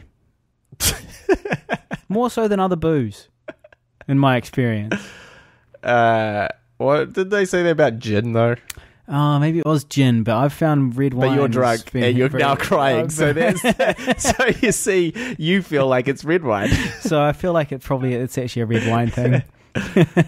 Now, look, moving on for temporarily at least till we come back to that. Now, look, I have this is a filmmaking podcast about our lives. I've got a film review. I just came from Alien Covenant. Literally just came in the door and began recording this podcast. Covenant is how I'd say it. They don't say Covenant. They don't say this is the ship Covenant. They say this is a colony ship Covenant. Didn't you just say what I said? No, you said. What did I say? Covenant. Yeah, didn't you say Covenant or did I say Covenant? I don't know. I think no. We'll I said let the listeners decide. Covenant. That's what I said. What did I say? Covenant. Covenant. All right. Okay. Well, maybe it's Covenant then. But maybe it is. But that's what I was just asking. No, it's probably Covenant. But look, that's just my accent. Well, I'm not sure. I'm really confused now. But anyway, Alien Covenant. This is the only ever movie review, pretty much, where we both actually watched this movie. Well, that's not true. The listeners are going to give us the time codes and episodes of various times when we've both watched the same movie. The only other... Look. Iron Man. I didn't watch that. I didn't watch that. I just came in and shat all over it. When somebody got blasted somewhere. When someone got blasted into some sand dunes. So anyway, look. Stick to the fucking... On track, guy. On track. We're doing a movie review. Hacksaw Ridge is the other film we both saw. Now... Alien Covenant, I just went and saw it right then by myself on one of my lonely adventures, and it was really it's really middle of the road, and I don't want to give any spoilers yet because it is still in cinemas, so we should hold off. So there's no spoilers, and I do suggest that people go see it. It's nowhere near as bad as Life, for example. But how did you rank it next to Prometheus? Well, they were probably Prometheus was slightly better. Oh shit! Yeah, because Prometheus was weird, but it was weird in sort of an arty kind of forgivable kind of way. Like I was like, well, it doesn't really make sense to me entirely, but I'm willing to forgive it because it feels like a bit of an arty kind of movie. Whereas this just felt like a really bad movie. Well, not really bad, but just not that great. Just had too many holes for me. And the thing is, I'm a skeptical thinker. I can't handle it. I mean, I hate to come back to this, but guys, the quarantine protocols. I knew you were going to talk about the fucking quarantine protocols. For fuck's sake, they're landing on a new planet. No spoilers. They're landing on a new planet. You know, now we see this all in the trailer. They land on a planet. You know, this is in the trailer. A guy stands on a fungus of some description, which puffs out some little quarantine procedures. Something dangerous, and you're like, what the fuck is that thing? And it's like, okay, guys, when you land on a new planet and get out of the ship, you don't just walk out smoking a cigar. You have a fucking, full quarantine going on. And if you do that, well, then you're not going to have problems like this one, because at the end of the day, your biology did not evolve to live on this planet. So basically everything there is going to be deadly to you, more or less, because you've got no immunity to it. So it's just not okay. You don't just wander off the ship. And basically the entire way through, people were just doing stupid shit to advance the storyline, and it's like, okay, look, this is not working for me. This doesn't convince me at all. And they were so, again, it was the same in Life. The case of the bumbling crew, where it's like, okay, so the problem with astronauts is they follow a lot of protocols, and they do them for very sensible reasons. So how can we get around that? Well, we'll just make all the fucking astronauts idiots. That's what we'll do. We'll just make them all total fucking idiots who should not be in charge at all. And they'll just do basically, you know when there's the wrong thing to do and there's the right thing to do, they will always choose the exact wrong thing to do.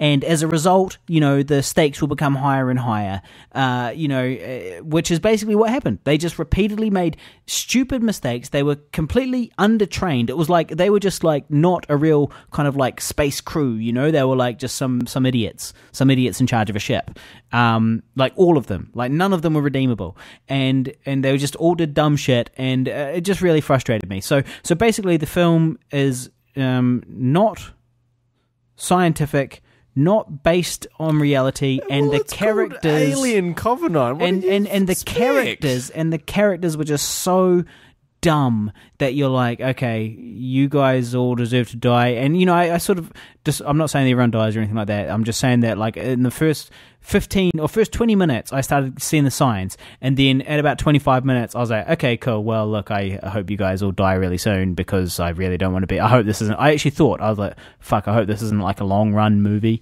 And so so like it was. Don't get me wrong, it was fine. It was better than Life. I do still think you should go see it. It's a worthy kind of continuation of the story, but it really kind of just pissed me off mostly. On the other hand, I thought it was fine. I did enjoy it. I think it was very enjoyable.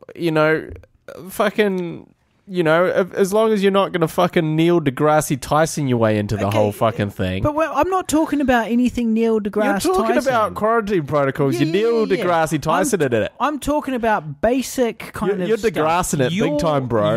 You're going to a new planet. Yeah, but you don't really just land. And then there was all these things as well that happened that were designed clearly just to heighten the tension as opposed to further the storyline. And so it was like, there was things like, this is not a spoiler. It really is not a spoiler.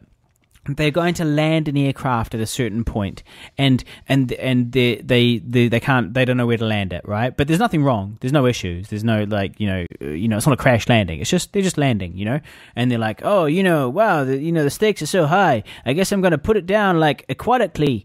And they land in some water, and you're like, okay, all right, well, fair enough. Maybe there's nowhere flat where they could like land this ship, so they land it aquatically. It's a spaceship. It's not a big deal. But then they fucking got out of the ship in the water, which was knee deep. So they'd actually landed in the shallows, and there was a massive flat space just directly next to the water.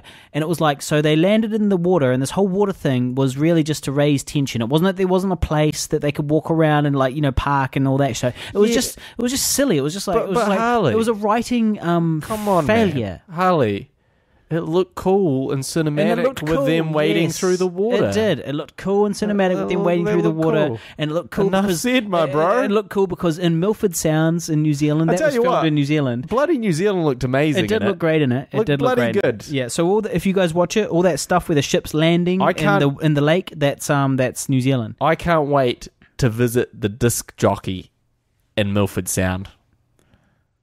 Do you understand what I'm saying? No.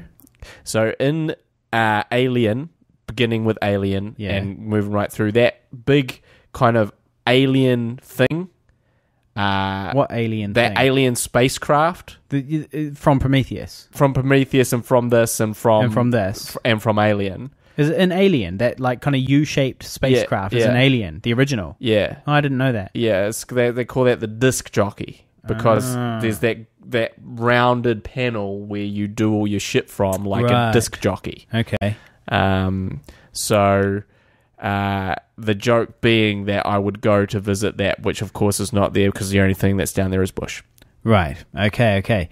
Glad we got deGrasse Tyson up to speed. Okay. But I will just say, if you can put aside your deGrasse nose, you the audience, and just enjoy the sort of the visuals, the acting's pretty solid, the alien's pretty freaky, I think you have a good time. The alien. Well, it didn't really bother me too much. I think you have a pretty good time. There was a bit where it was like, oh, for fuck's sake, mate. What are you doing? Don't go to the place with the thing. No, don't put your face next to the, for fucks. You know, like honestly, it was like so stupid. That bit was a little bit silly. And just all of it. They were just idiots. They were just, all of them were just really dumb, and they were completely untrained. And as soon as anything goes wrong, instead of like following protocol like a trained fucking person would, they were just like running around like fucking idiots, like waving their fucking hands above their heads. And I was like, for fuck's sake, you know. And it was a real shame, because I was like, there was just a real lack of attention to detail in a lot of things, I felt, you know. Well, I guess this is a good example of slightly sloppy writing versus very intelligent writing, because I think the easiest sort of comparison for this film is to Aliens, the classic James Cameron sequel to Alien, which was great, which was in my opinion the best of the series, and it is arguably the entire franchise. Absolutely, Aliens is the best of the by entire far the franchise. Best. And I think that but don't watch the director's cut. It's too fucking long. It's way shitter. I honestly really can still not really notice the difference between the two. I just remember loving the original Aliens as a 8-year-old when I saw it, and then when I watched it more recently with Angie, oh boy, triggered. When I watched Triggered. it more recently with Angie, you know, it felt a lot longer and just difficult to get through. Well, that's weird though, because I don't think I pretty much grew up on the director's cut.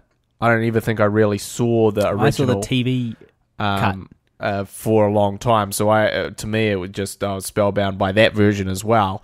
Maybe it is too long, but I think that they kind of tackled the problems of like these people going into place and shit going wrong for them in a way that you go, oh yeah, as opposed to going, why are you doing that? That is dumb. That is stupid. Like each decision they made seemed to come from a place of like, well, what are you going to do next? That's what you do. Where is this? In Aliens? In Aliens. Yeah. Yes, exactly. This is what I'm saying. And perhaps that level of detail and care, I think it's a valid criticism to say that was not evident here. Yeah.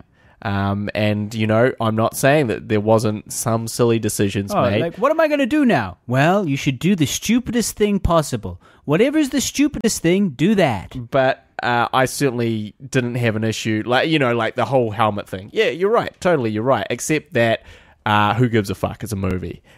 So let's all get them out there, and let's all get them out there without helmets, so something can get into them, and obviously aliens can start fucking shit up, because that's what we all came. That's what we all came to see. Yeah. So that's not what I came to see. So yeah, you came to fucking Degrassi it. No, I came to see a show with characters that behave realistically, given the extreme and outlandish, crazy circumstances they're in, which is what I'm interested in. I want to see how a real human would react. I want to see a good interpretation of that from the writer. How would real life humans react to these crazy situations, you know? And I felt like they did not react in ways that any, you know, real life person would respond. Did you like the android stuff? The android stuff showed a lot of potential, and as obviously lots of interesting things going on there. Absolutely. Yep. You know, it's great. The film does explore some good ideas, which is why I do say go see it, and it's why I do say it's much better than Life. You know, like Life was let's not even compare it to Life. The only comparisons I have is that I didn't like the character writing in Life, and I didn't like it in this either. You know, I felt like people weren't behaving realistically. Although there was some fucking CGI-itis of like a fucking space seaman fucking monster. Well, I was going to say, I was like, zapping around. Don't you think that the cum monster from Life, like there was an alien cum monster in this. Yeah, there was. And there was an alien cum monster. It had CGI-tis of like, you know, you watch the originals, right? And something Harley, you can't depict a cum monster without CGI creating it. There's simply not enough cum to build up a monster out of. Fucking check out my bedroom, mate. Check out my fucking bedroom if you need a supply, mate. All right? If I can wring out one of my socks, bro. The cum prosthetics are not advanced enough for them to do it any other way. If you need a cum monster, you've got to create it in the computer. No, okay, sure, that's fine. But they needed more than a cum monster. They needed like the alien monster. And in the original Aliens, you know, they had a real life puppet prosthetic thing that was there, and it was a scary, intimidating thing, and it was real, and you could see that it was in the frame with the actor. Whereas in this case, what did they do? I don't even know if they had any real puppets in there. It was basically all fucking CGI, and not just CGI, but like long lingering shots of shitty looking CGI aliens like squeaking and squawking, and you're like, for fuck, They were quite squawky. Yeah, well, I feel like they've gotten squawkier. They were Evolution of the alien is squawkier. Yeah, so yeah, look, that's fine, but look, let's glowing review from Harley Neville. Go see it, but here's all the things that made it terrible. This made it terrible. But okay, look, just to round that off and finish it off, there was some redeeming features. It did explore some interesting storylines. It did set up some interesting worlds and all that stuff. So it is interesting, and it's portrayed great. Like the ship looks awesome and believable, and there's various things that look great. But I couldn't quite buy the characters. But I do think you should go see it. New Zealand looks good though. And New Zealand looks bloody good. I do think it's worth watching. Like I wasn't like, oh fuck. Like Life, I was like, I want to get out of here. Whereas this, I was kind of like, well, I hope it's not too long. Yeah, in Life, you were thinking about creating your own gum monster. Well, exactly. You wanted to get out of there and create your own gum monster. Now, moving on. Now, speaking of space, I just thought I'd touch on something else here. So last night I did poetry. I did it live at a place that I go to regularly to perform live poetry. And it went well. It was a really big crowd. It was a pretty good night. Now, I was sitting out the back, minding my business, which is normally what I do. I sit out the back and, kind of work on my poems and stuff like that, and just kind of rehearse and so on, because, I don't always know them off by heart, and I'm trying to remember. And so I sit out the back, right, and these people come along who were definitely kind of following me, kind of followed me around a little bit. Poetry groupies, perhaps. Yeah. I'm not sure, but they sort of followed me around a bit, and they came back out to this area I was hanging out, and I was out there and I was quite happy. I found a little spot all by myself, and I was just rehearsing my poems. You're trying to get used to it. And I was just making a cum monster. and then, so they came up, and that was fine, and they wanted to make some small talk, and they were like chatting away and just kind of like talking sort of shit, but it was fine, I wasn't there to socialize. I wasn't feeling particularly social at this time in my life, but I was like, all right, whatever, I'm going to talk to these people. And then the fucking guy starts talking about space, right? And he goes, the moon is a star. Mm-hmm. And I was like, no, it's not. And he was like, oh, well, it's up there. This isn't because the way it started was he goes, oh, the moon's it's so crazy, isn't it? It's so weird. Like, oh, so crazy, the moon. Who the fuck was just this guy? Just some fucking guy. I don't know. He was like, oh, the moon's so fucking weird, isn't it? Like, isn't it crazy? It's like up there. It's a star. I know it's a star. And I was like, well, no, it's not a star. And he was like, oh, you know what I mean. It's a dead thing.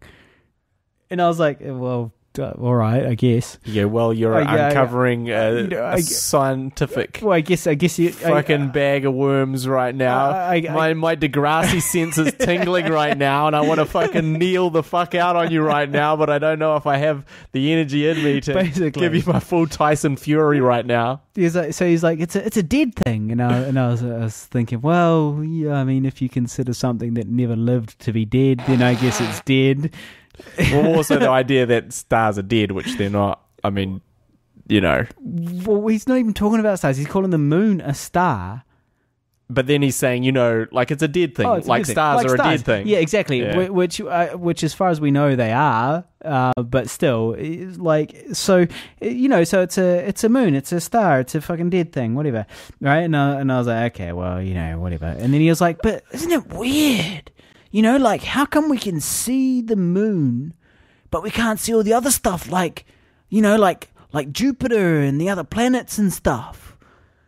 And it was, and here I am. This is a polite conversation sort of situation, you know? Well, it's getting less polite by the second. I don't know the guy. I don't give a shit. I'm certainly not looking to start, having in-depth conversations about space with strangers in the fucking back courtyard or trying to practice my fucking poems, But he's like, oh, well, how come we can see it? And it's like, well, it's because it's way fucking closer, isn't it? It's way fucking closer. And he was like, well, they don't look very far, like on the planetary diagrams. And it's like, well, that's because they're not drawn to scale on the diagrams, you muppet. The distances they deal with are far too vast to fit on a piece of paper. It's just for show kind of thing. And and then at that point I was kind of like, well, I'm going to go inside and get a beer. And I kind of interrupted and left. But it was just like, I guess it boggled my mind that there's just, I'm not a scientist, guys, I literally failed high school. I passed one class in high school, which was classics. Nothing to do with science. I failed sixth form science twice, if I'm not mistaken. It boggles my mind that there are people out there that are so oblivious about what's happening in their kind of the big soup that they're floating in. Well, because the big soup's boring, that's why. Boring? It's literally the most interesting thing that exists. It's why we're here. Understand space and you understand humanity. Well, you don't, because unfortunately we don't have a lot of the answers, which is part of the problem. We've got so many more answers than people think. Oh my God, look, you're not trying to sell me on it. I'm not selling anybody. I'm just saying that, I'm taking the perspective of, why don't people care about things? Because... And the answer is very simple. I've got a better answer. It's because they do not affect them directly. Okay, that's a fair enough answer. And so, when you talk about, obviously, some of these ideas are really too big to comprehend. In fact, they are so big to comprehend that we haven't been able to comprehend them. That's what scientists are working on, and they haven't really managed it quite yet. Well, you're talking about the very beginning of existence and these types of things. And the size we're not talking of the about universe and the size of the universe and the expansion of time. We're not talking about the fucking moon. We know a lot about the moon, mate. We've got better maps of the moon than we do of the ocean floor. For fuck's sake, But what I'm saying is, when you start thinking about space, you get into some of these big questions, which are too big.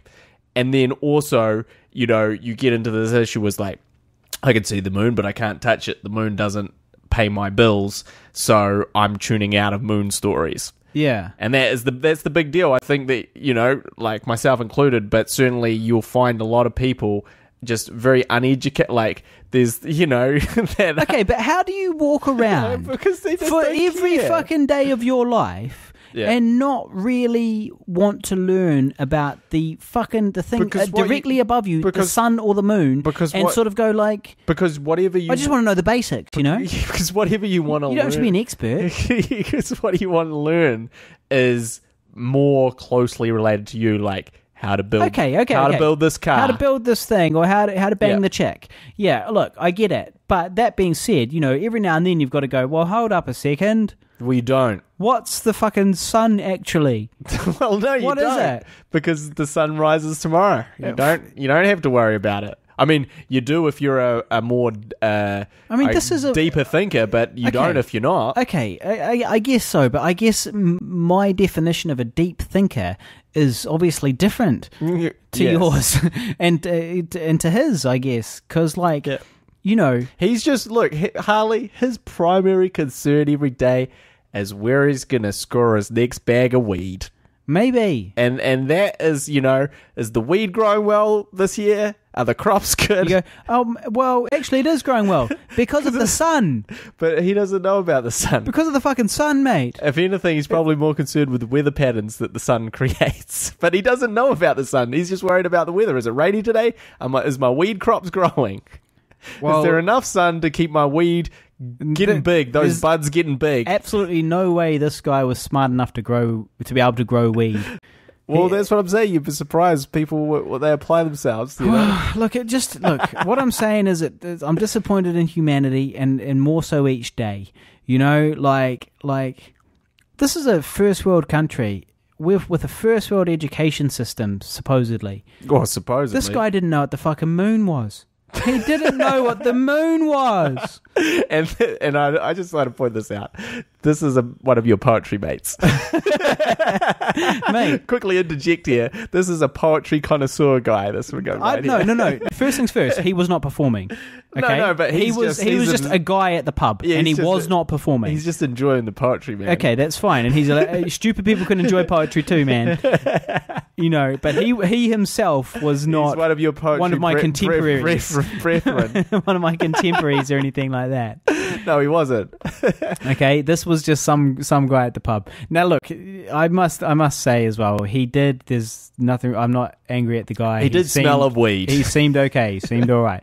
I don't have anything against him personally, but I was very disappointed by that conversation. That's what I'm saying.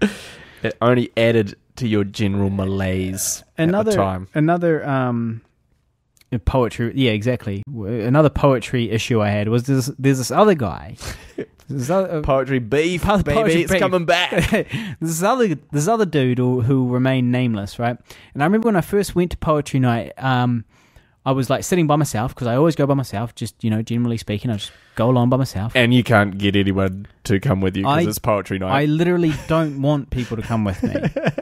The only time I want them to come is if I've got a gig. You're taking a stand against friends. And they may be taking a stand against you in this case. But anyway. I don't generally make a big thing like, hey, come on down to poetry night, guys, because I don't want them to, because I want to be able to get up and do poems straight from the heart without feeling like, oh no, fucking, guys judging that guy in the corner who's not wearing shoes and doesn't know what the moon is and has bought a sandwich from home to eat at the pub because he's too poor to buy anything. He's judging my mate over there. He's casting aspersions on poetry because of that guy in the corner, and now it's throwing off my game. Yeah. Okay. Well, that happens, and so the point was that I had another poetry story. Oh, so this other fucking guy. Yeah. Right? So I'm about to go on. Probably 15 minutes before I'm about to go on, right? And it's a show, right? It's a fucking show. I'm up there. I'm performing. It's a goddamn show. This fucking guy comes up and he says...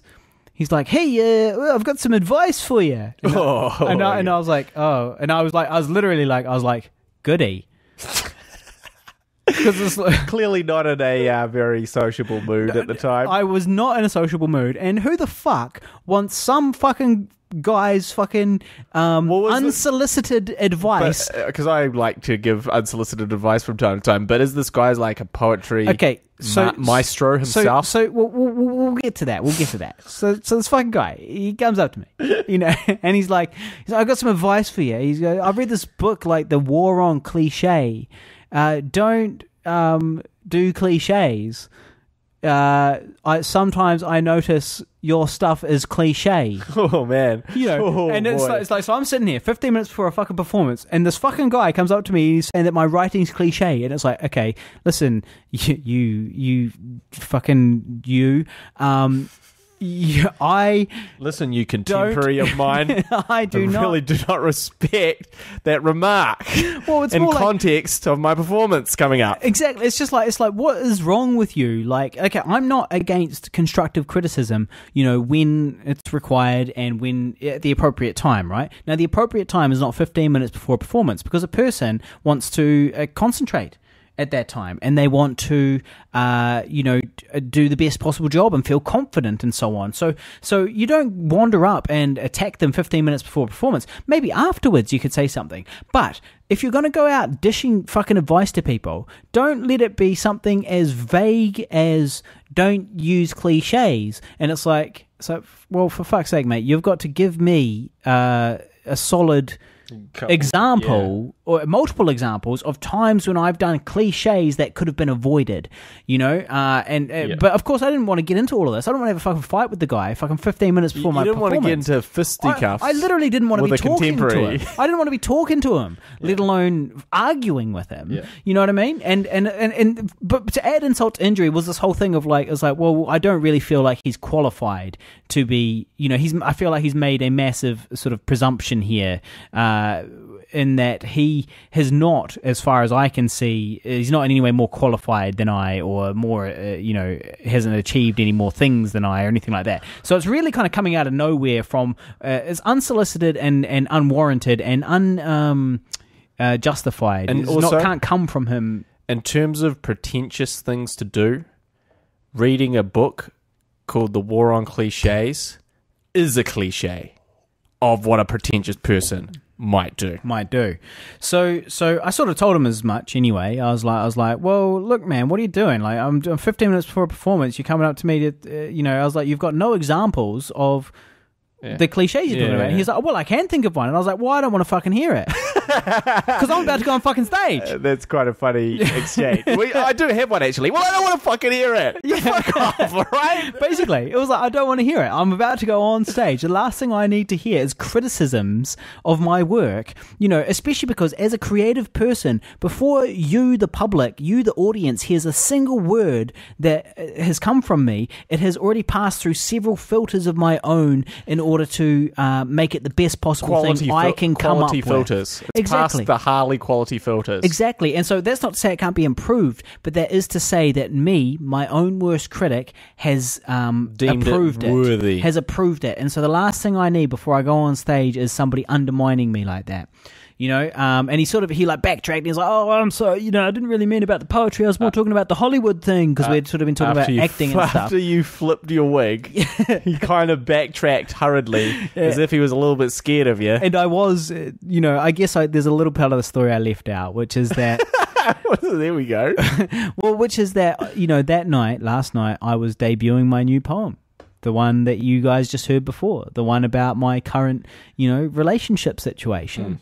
And so I just really wasn't in the zone to be talking to some fucking guy and taking fucking criticisms. I'm still reeling from fucking Moon Man, And now here I am. I literally went inside to avoid Moon Man, and I get fucking the War on Cliche. And it's like, for fucks. God, for fucks, leave me alone, all you guys. And so... all you crazy poetry people that come to poetry, just leave me fucking alone. You're all fucking crazy. So that's what happened there. Well, I wonder which one he was. Presumably, you didn't chase him up for that example. No. Well, the thing was, he was kind of. It seemed like maybe he sort of immediately backtracked, and it almost seemed, and you won't like this, it almost seemed like he was actually talking about maybe more filmmaking related stuff than poetry. Because we were actually talking about Hollywood at the time, and afterwards he was like, oh, I didn't mean about poetry, I mean actually about the Hollywood stuff. Blah, blah, blah. Now, look, the fucking guy, as far as I know, has zero credentials in filmmaking, is he as far as I'm poet? aware. Yeah, he's a poet. Well, as much as I'm a poet, right? Well, he's a fucking guy who reads poetry. Are his poems really good? Well, I don't listen. I sit out the back and smoke doobies. Are they I don't listen. I don't really listen to the you other smoke parts. doobie. You sit out the back smoking doobies with Moon Man. Yeah, exactly. That's the other part of the story you left out, is that you just smoked a giant doobie with Moon Man, and that's why you got into that conversation. No. He was fucking stoned out of his brain. Moon Man was stoned. Okay, I'll admit something to you. Here we go. Moon Man had a fucking high spliff. as a kite. No, Moon Man had literally just taken a few drags from a spliff. Right, so a spliff, I don't know if they use that term internationally, it's tobacco and weed together. And they offered me some, and I was like, no. Because smoking's bad for you guys, tobacco's bad for you. And I was like, no, thank you. So admittedly, he was high. And he's but being high doesn't mean you forget what the fucking moon is, man. I mean, there's the fucking moon, for crying out loud.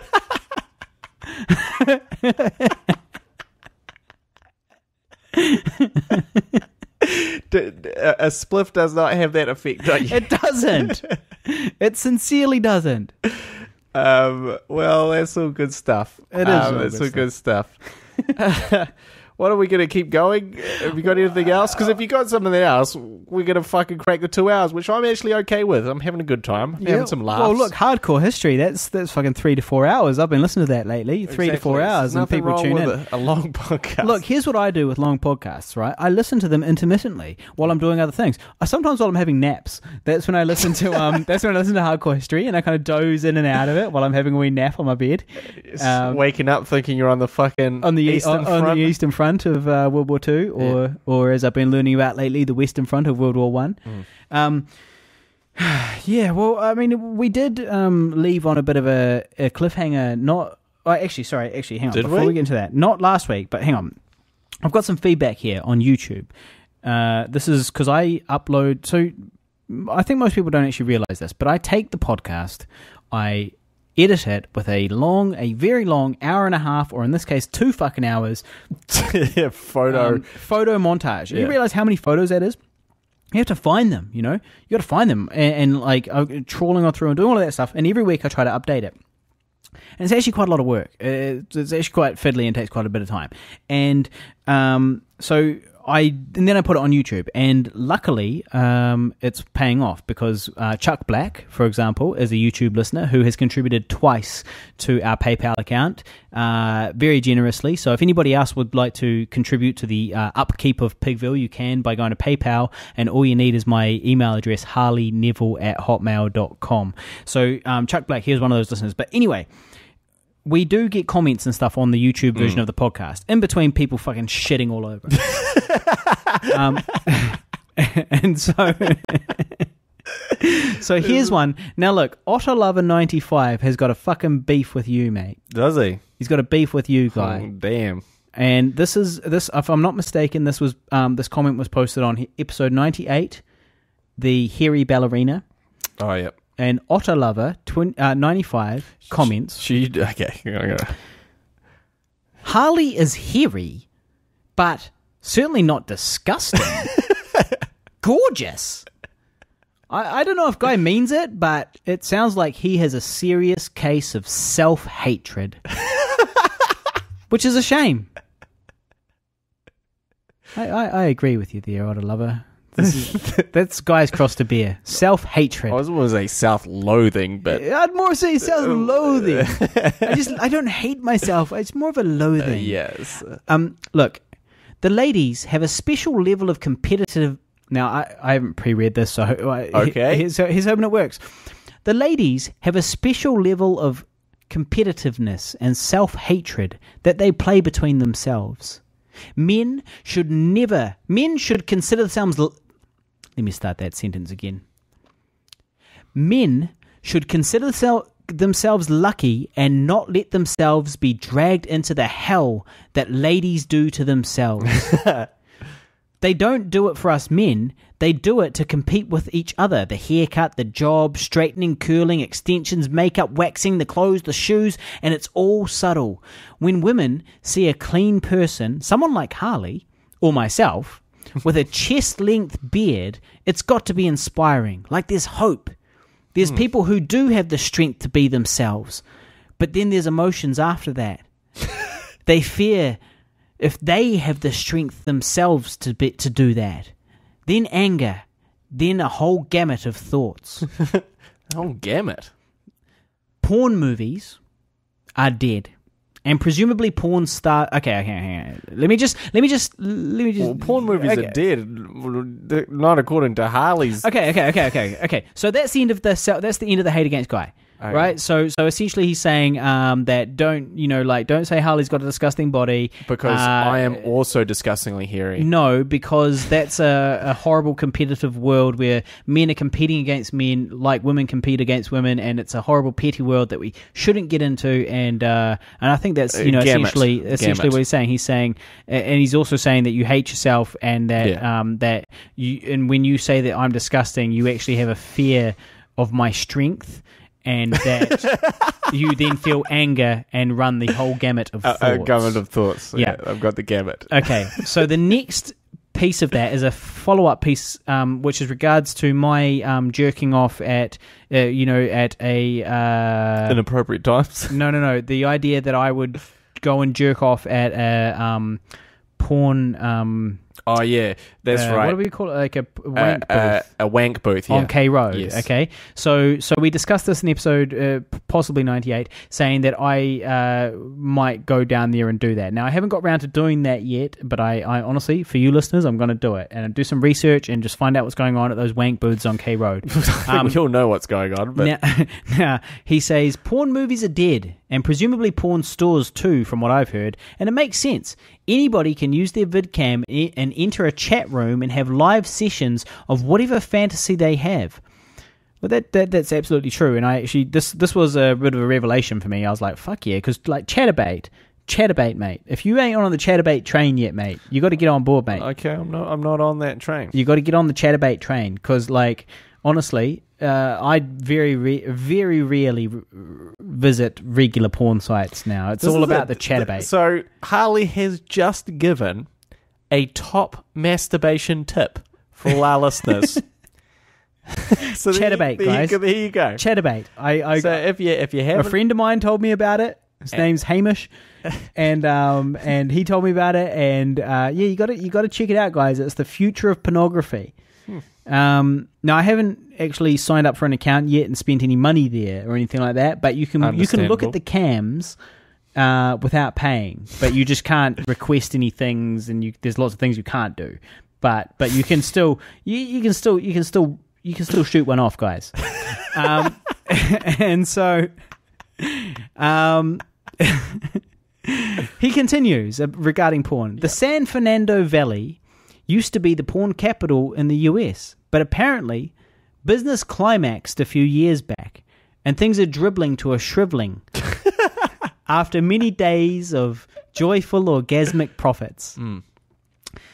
That's a great line with the dribbling and shriveling. What was it? So he says the porn industry had climaxed a few years ago, and now things are dribbling to shriveling. Dribbling to shriveling. After many days of joyful orgasmic profits. And then he continues to say... Very articulate writer, Otter Lover 20... What? 95. Otter Lover 95. Yeah, he is actually. Now, there's one more paragraph here.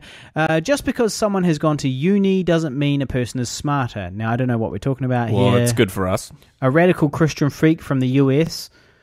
Sigh, yes, no doubt. From one of the southern states. I apologize for that. I'm not from a southern state. I am from the US. Every country has a portion that embarrasses the rest of the country, right? So talking about Donald Trump. He must be referring to something that we spoke to last week about, religious shit and Donald Trump probably. Right. Well, it's interesting thoughts. I mean, I feel like his perspective on my perspective may be a little biased himself due to the fact that his name is Otter Lover 95. So I feel like there may be, something there in that. What do you mean? Well, in there, what is an otter? Well, I'm a little unsure, but I suspect it's me. It's yeah. It's within the beer lover community, there are different genres of beer, I guess, and I think that maybe an otter is like a younger, not fat, hairy person, hairy guy. Yeah. But I with could maybe be wrong. a shaved head or no? I don't know. I'm not sure. I'm not sure if that's a prerequisite. I doubt it. I think it's really about the body. I don't think they care about my head hair or not. Because obviously with no hair, you look more like an otter than you would if you had hair. Right. True. Yeah. I don't know, but apparently I'm an otter. Yeah, evidently. And he's Otter Lover 95, so, he may be projecting a few of his things onto me, but, maybe you got me. Maybe I do hate myself as well. And look, to be honest, I am not a big fan of being hairy. And, interesting... Are you seriously, though, like, in all seriousness, like, I understand we were teenagers. Guy and I once had this...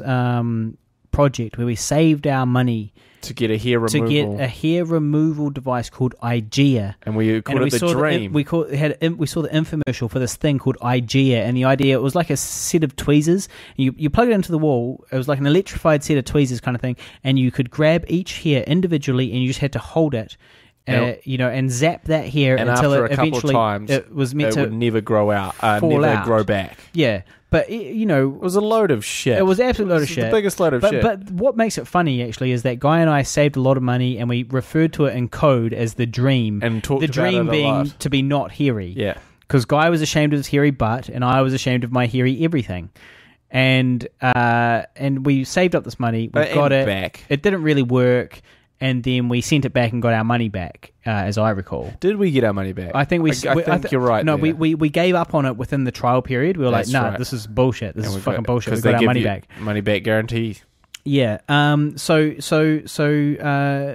But you know, in all sincerity, nowadays I absolutely rock my hairiness and I legit don't really give a shit. Like, I actually, if I was offered today the opportunity to remove all of the hair, I'm not sure that I would say yes to that free laser surgery. And I'm actually okay with it now. I'm okay with my body and my hairiness. You've also made a lot of friends. Or the beer-loving community, for example. And a lot of... Imagine how disappointed they would be if I went out and got all my back hair and shoulder be a hair mutiny. laser removed. They would be absolute not happy mutiny. about that. but no, look, I would not remove all of my hair. I'd just keep my hairy chest and But why do fine you with that. care at all? Because nowadays it's like, Well, in your 30s, or for me anyway. I've lost the war, is what you're saying. No, I'm saying that in your 30s... being attractive is gone, No. and I've lost that. I'm saying that in your 30s, being attractive actually is not about your physical appearance. It's about your confidence and the way you hold yourself. And so a person who can't hold themselves confidently because they're worried about their back hair is unattractive. A person with back hair who holds themselves confidently is okay still. But not as attractive still. Well, not necessarily as attractive as, you know, a hairless person with the same physique. Yeah. You know what I mean? But again, I feel like that's you comparing yourself to others as opposed to my contemporaries. being in your own skin. Exactly. To my non-hairy contemporaries. Exactly. It's comparing yourself to those non-hairy contemporaries. When, you know, there's no happiness in that. You've really just got to work with what you've got and you know, and go from there. And so, Well, I mean, a couple of things. I am going to be pro wrestling. yeah, which is okay. You can be a And, hairy pro wrestler. Yeah, you can be a hairy pro wrestler, and there are a couple of hairy pro wrestlers who have condescending shave your back chants chanted at them throughout their entireties of their careers. Yeah, but that's the gag. That's the gag. It is a gag, but it's also like to some degree that does devalue their character a little bit. Like, yes, they get that reaction, Yeah, but they're not portraying themselves like they're not being portrayed as. Well, this guy, Hulk Hogan, who happens to be hairy. But that's the thing is, like, You know, for example, they're portrayed as the comical yeah, exactly. fucking- But this hairy guy was kind of meant Notre Dame, fucking the Hunchback. the Hunchback. But that's what I'm saying. Oh, well, there's George the Animal Steel, who was the Hunchback of Notre Exactly, Dame. and he's not helping, is he? He doesn't help the image of hairy men. He doesn't. Is he the guy with the mask on his face, or is No. that the animal? He is George the Animal Steel. He didn't have a mask. He has recently passed away, bless his soul. Bless his hairy back. Bless his hairy body. So, you know, don't want to speak ill of the dead, but he certainly didn't do anything for hairy guys. He put hairy guys back 50 years. No, but and that's the thing is, like, he's an animal, he's a monster, he's disgusting, look at him, the hairy fucking piece of shit. And then they were also saying, but like, Exactly, but that's again marketing. That's marketing. That's because marketing. If they And took, he if they owned took that. a muscular, handsome, hairy man and that didn't care that he was hairy and like played up this Wolverine angle, you know, like i.e. me. that would be well, yeah, but you got to play out the Wolverine angle. As in, you got to like have a hairy back, Oh yeah. and but own it, you know, like so you're still physically in good shape, and you've got a hairy back, and you don't give a shit, and that's how you're not going to get the chance of shave your back. Well, that's the shave thing, though, your back because there was a character who was sort of more in that zone than George the Animal Steel, and he definitely was taken more seriously when he started getting rid of his hair. But when? What year was this? As So well? we're talking about, I guess, late 90s Exactly. to mid 2000s. So this was like arguably the fucking low point of wrestling, the lowest point of wrestling, right? No. The 80s was the golden age. It's coming back into another golden age. And then there was like the 90s where it was kind of The early 90s were definitely a slump.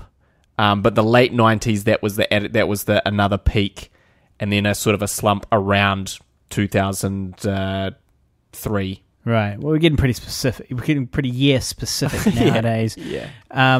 Yeah. Well, look. So, but anyway, my point I is, still argue it's a marketing thing. it is a marketing thing, and you can make it work, everything work to your advantage sometimes. But I'm doing it, guys. For me personally, I would get rid of my back hair and just not have to worry about it. And also that's the thing is like I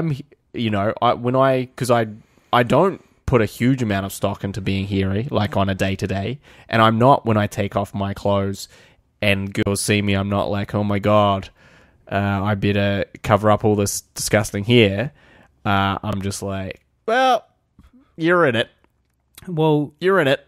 But in saying that, when I remove that hair and look at myself in the mirror, I'm like, this looks better. Visually, this is more appealing to me personally. But that's just my personal taste. I don't like my men with hairy backs. I like my men they can have a bit of hair on their chest, sure, go for it. But I don't like my men with hairy backs. When I'm sleeping with men, I want them not to have hairy backs. so there you go, Otter Lover 95. That is Guy's Just a retort. personal preference, man. That's Guy's retort. Me personally, I'm going to continue just owning and rocking the hair.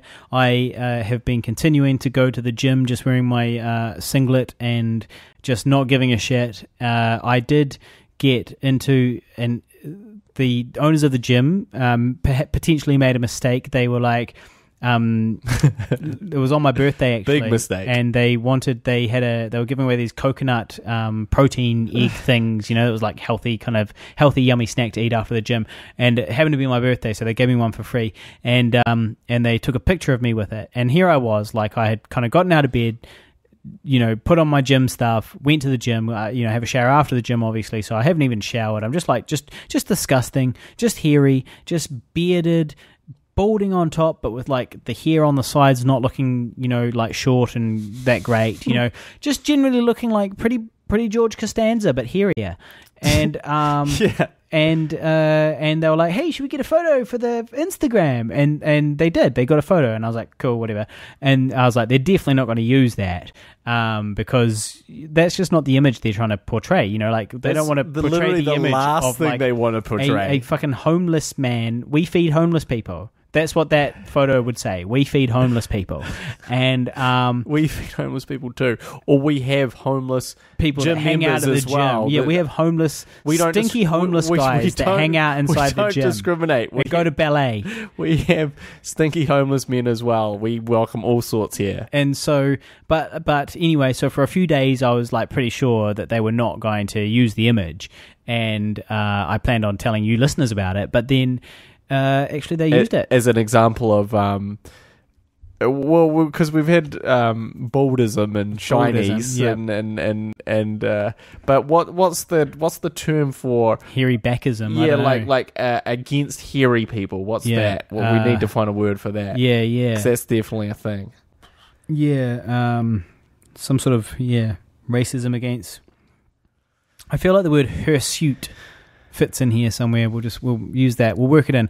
Anyway, so I made it in the end. Anyway, I was Instagram worthy. I'm all hairy. That's on my Facebook. Go check it out. And they didn't discriminate. They lost 50 gym members, but they didn't discriminate. and a number of Instagram followers. But they didn't discriminate, and that's what counts at the end of the day. Another little thing nugget. Well, not quite gym related, but sort of was a while back. I had a meeting with a friend of ours who will remain anonymous. Let's call him Simon. Let's call him Say Jaiman. And he's a friend of ours, an active friend of ours, and I had a meeting with him, and he was immediately after meeting me, he was meeting with a film producer who had created a film which I auditioned for and got shortlisted for. It was an animated feature film, and it looked really cool, and I was disappointed to hear that he had actually landed my role. And now he was organising to meet with this producer and have a chat with them.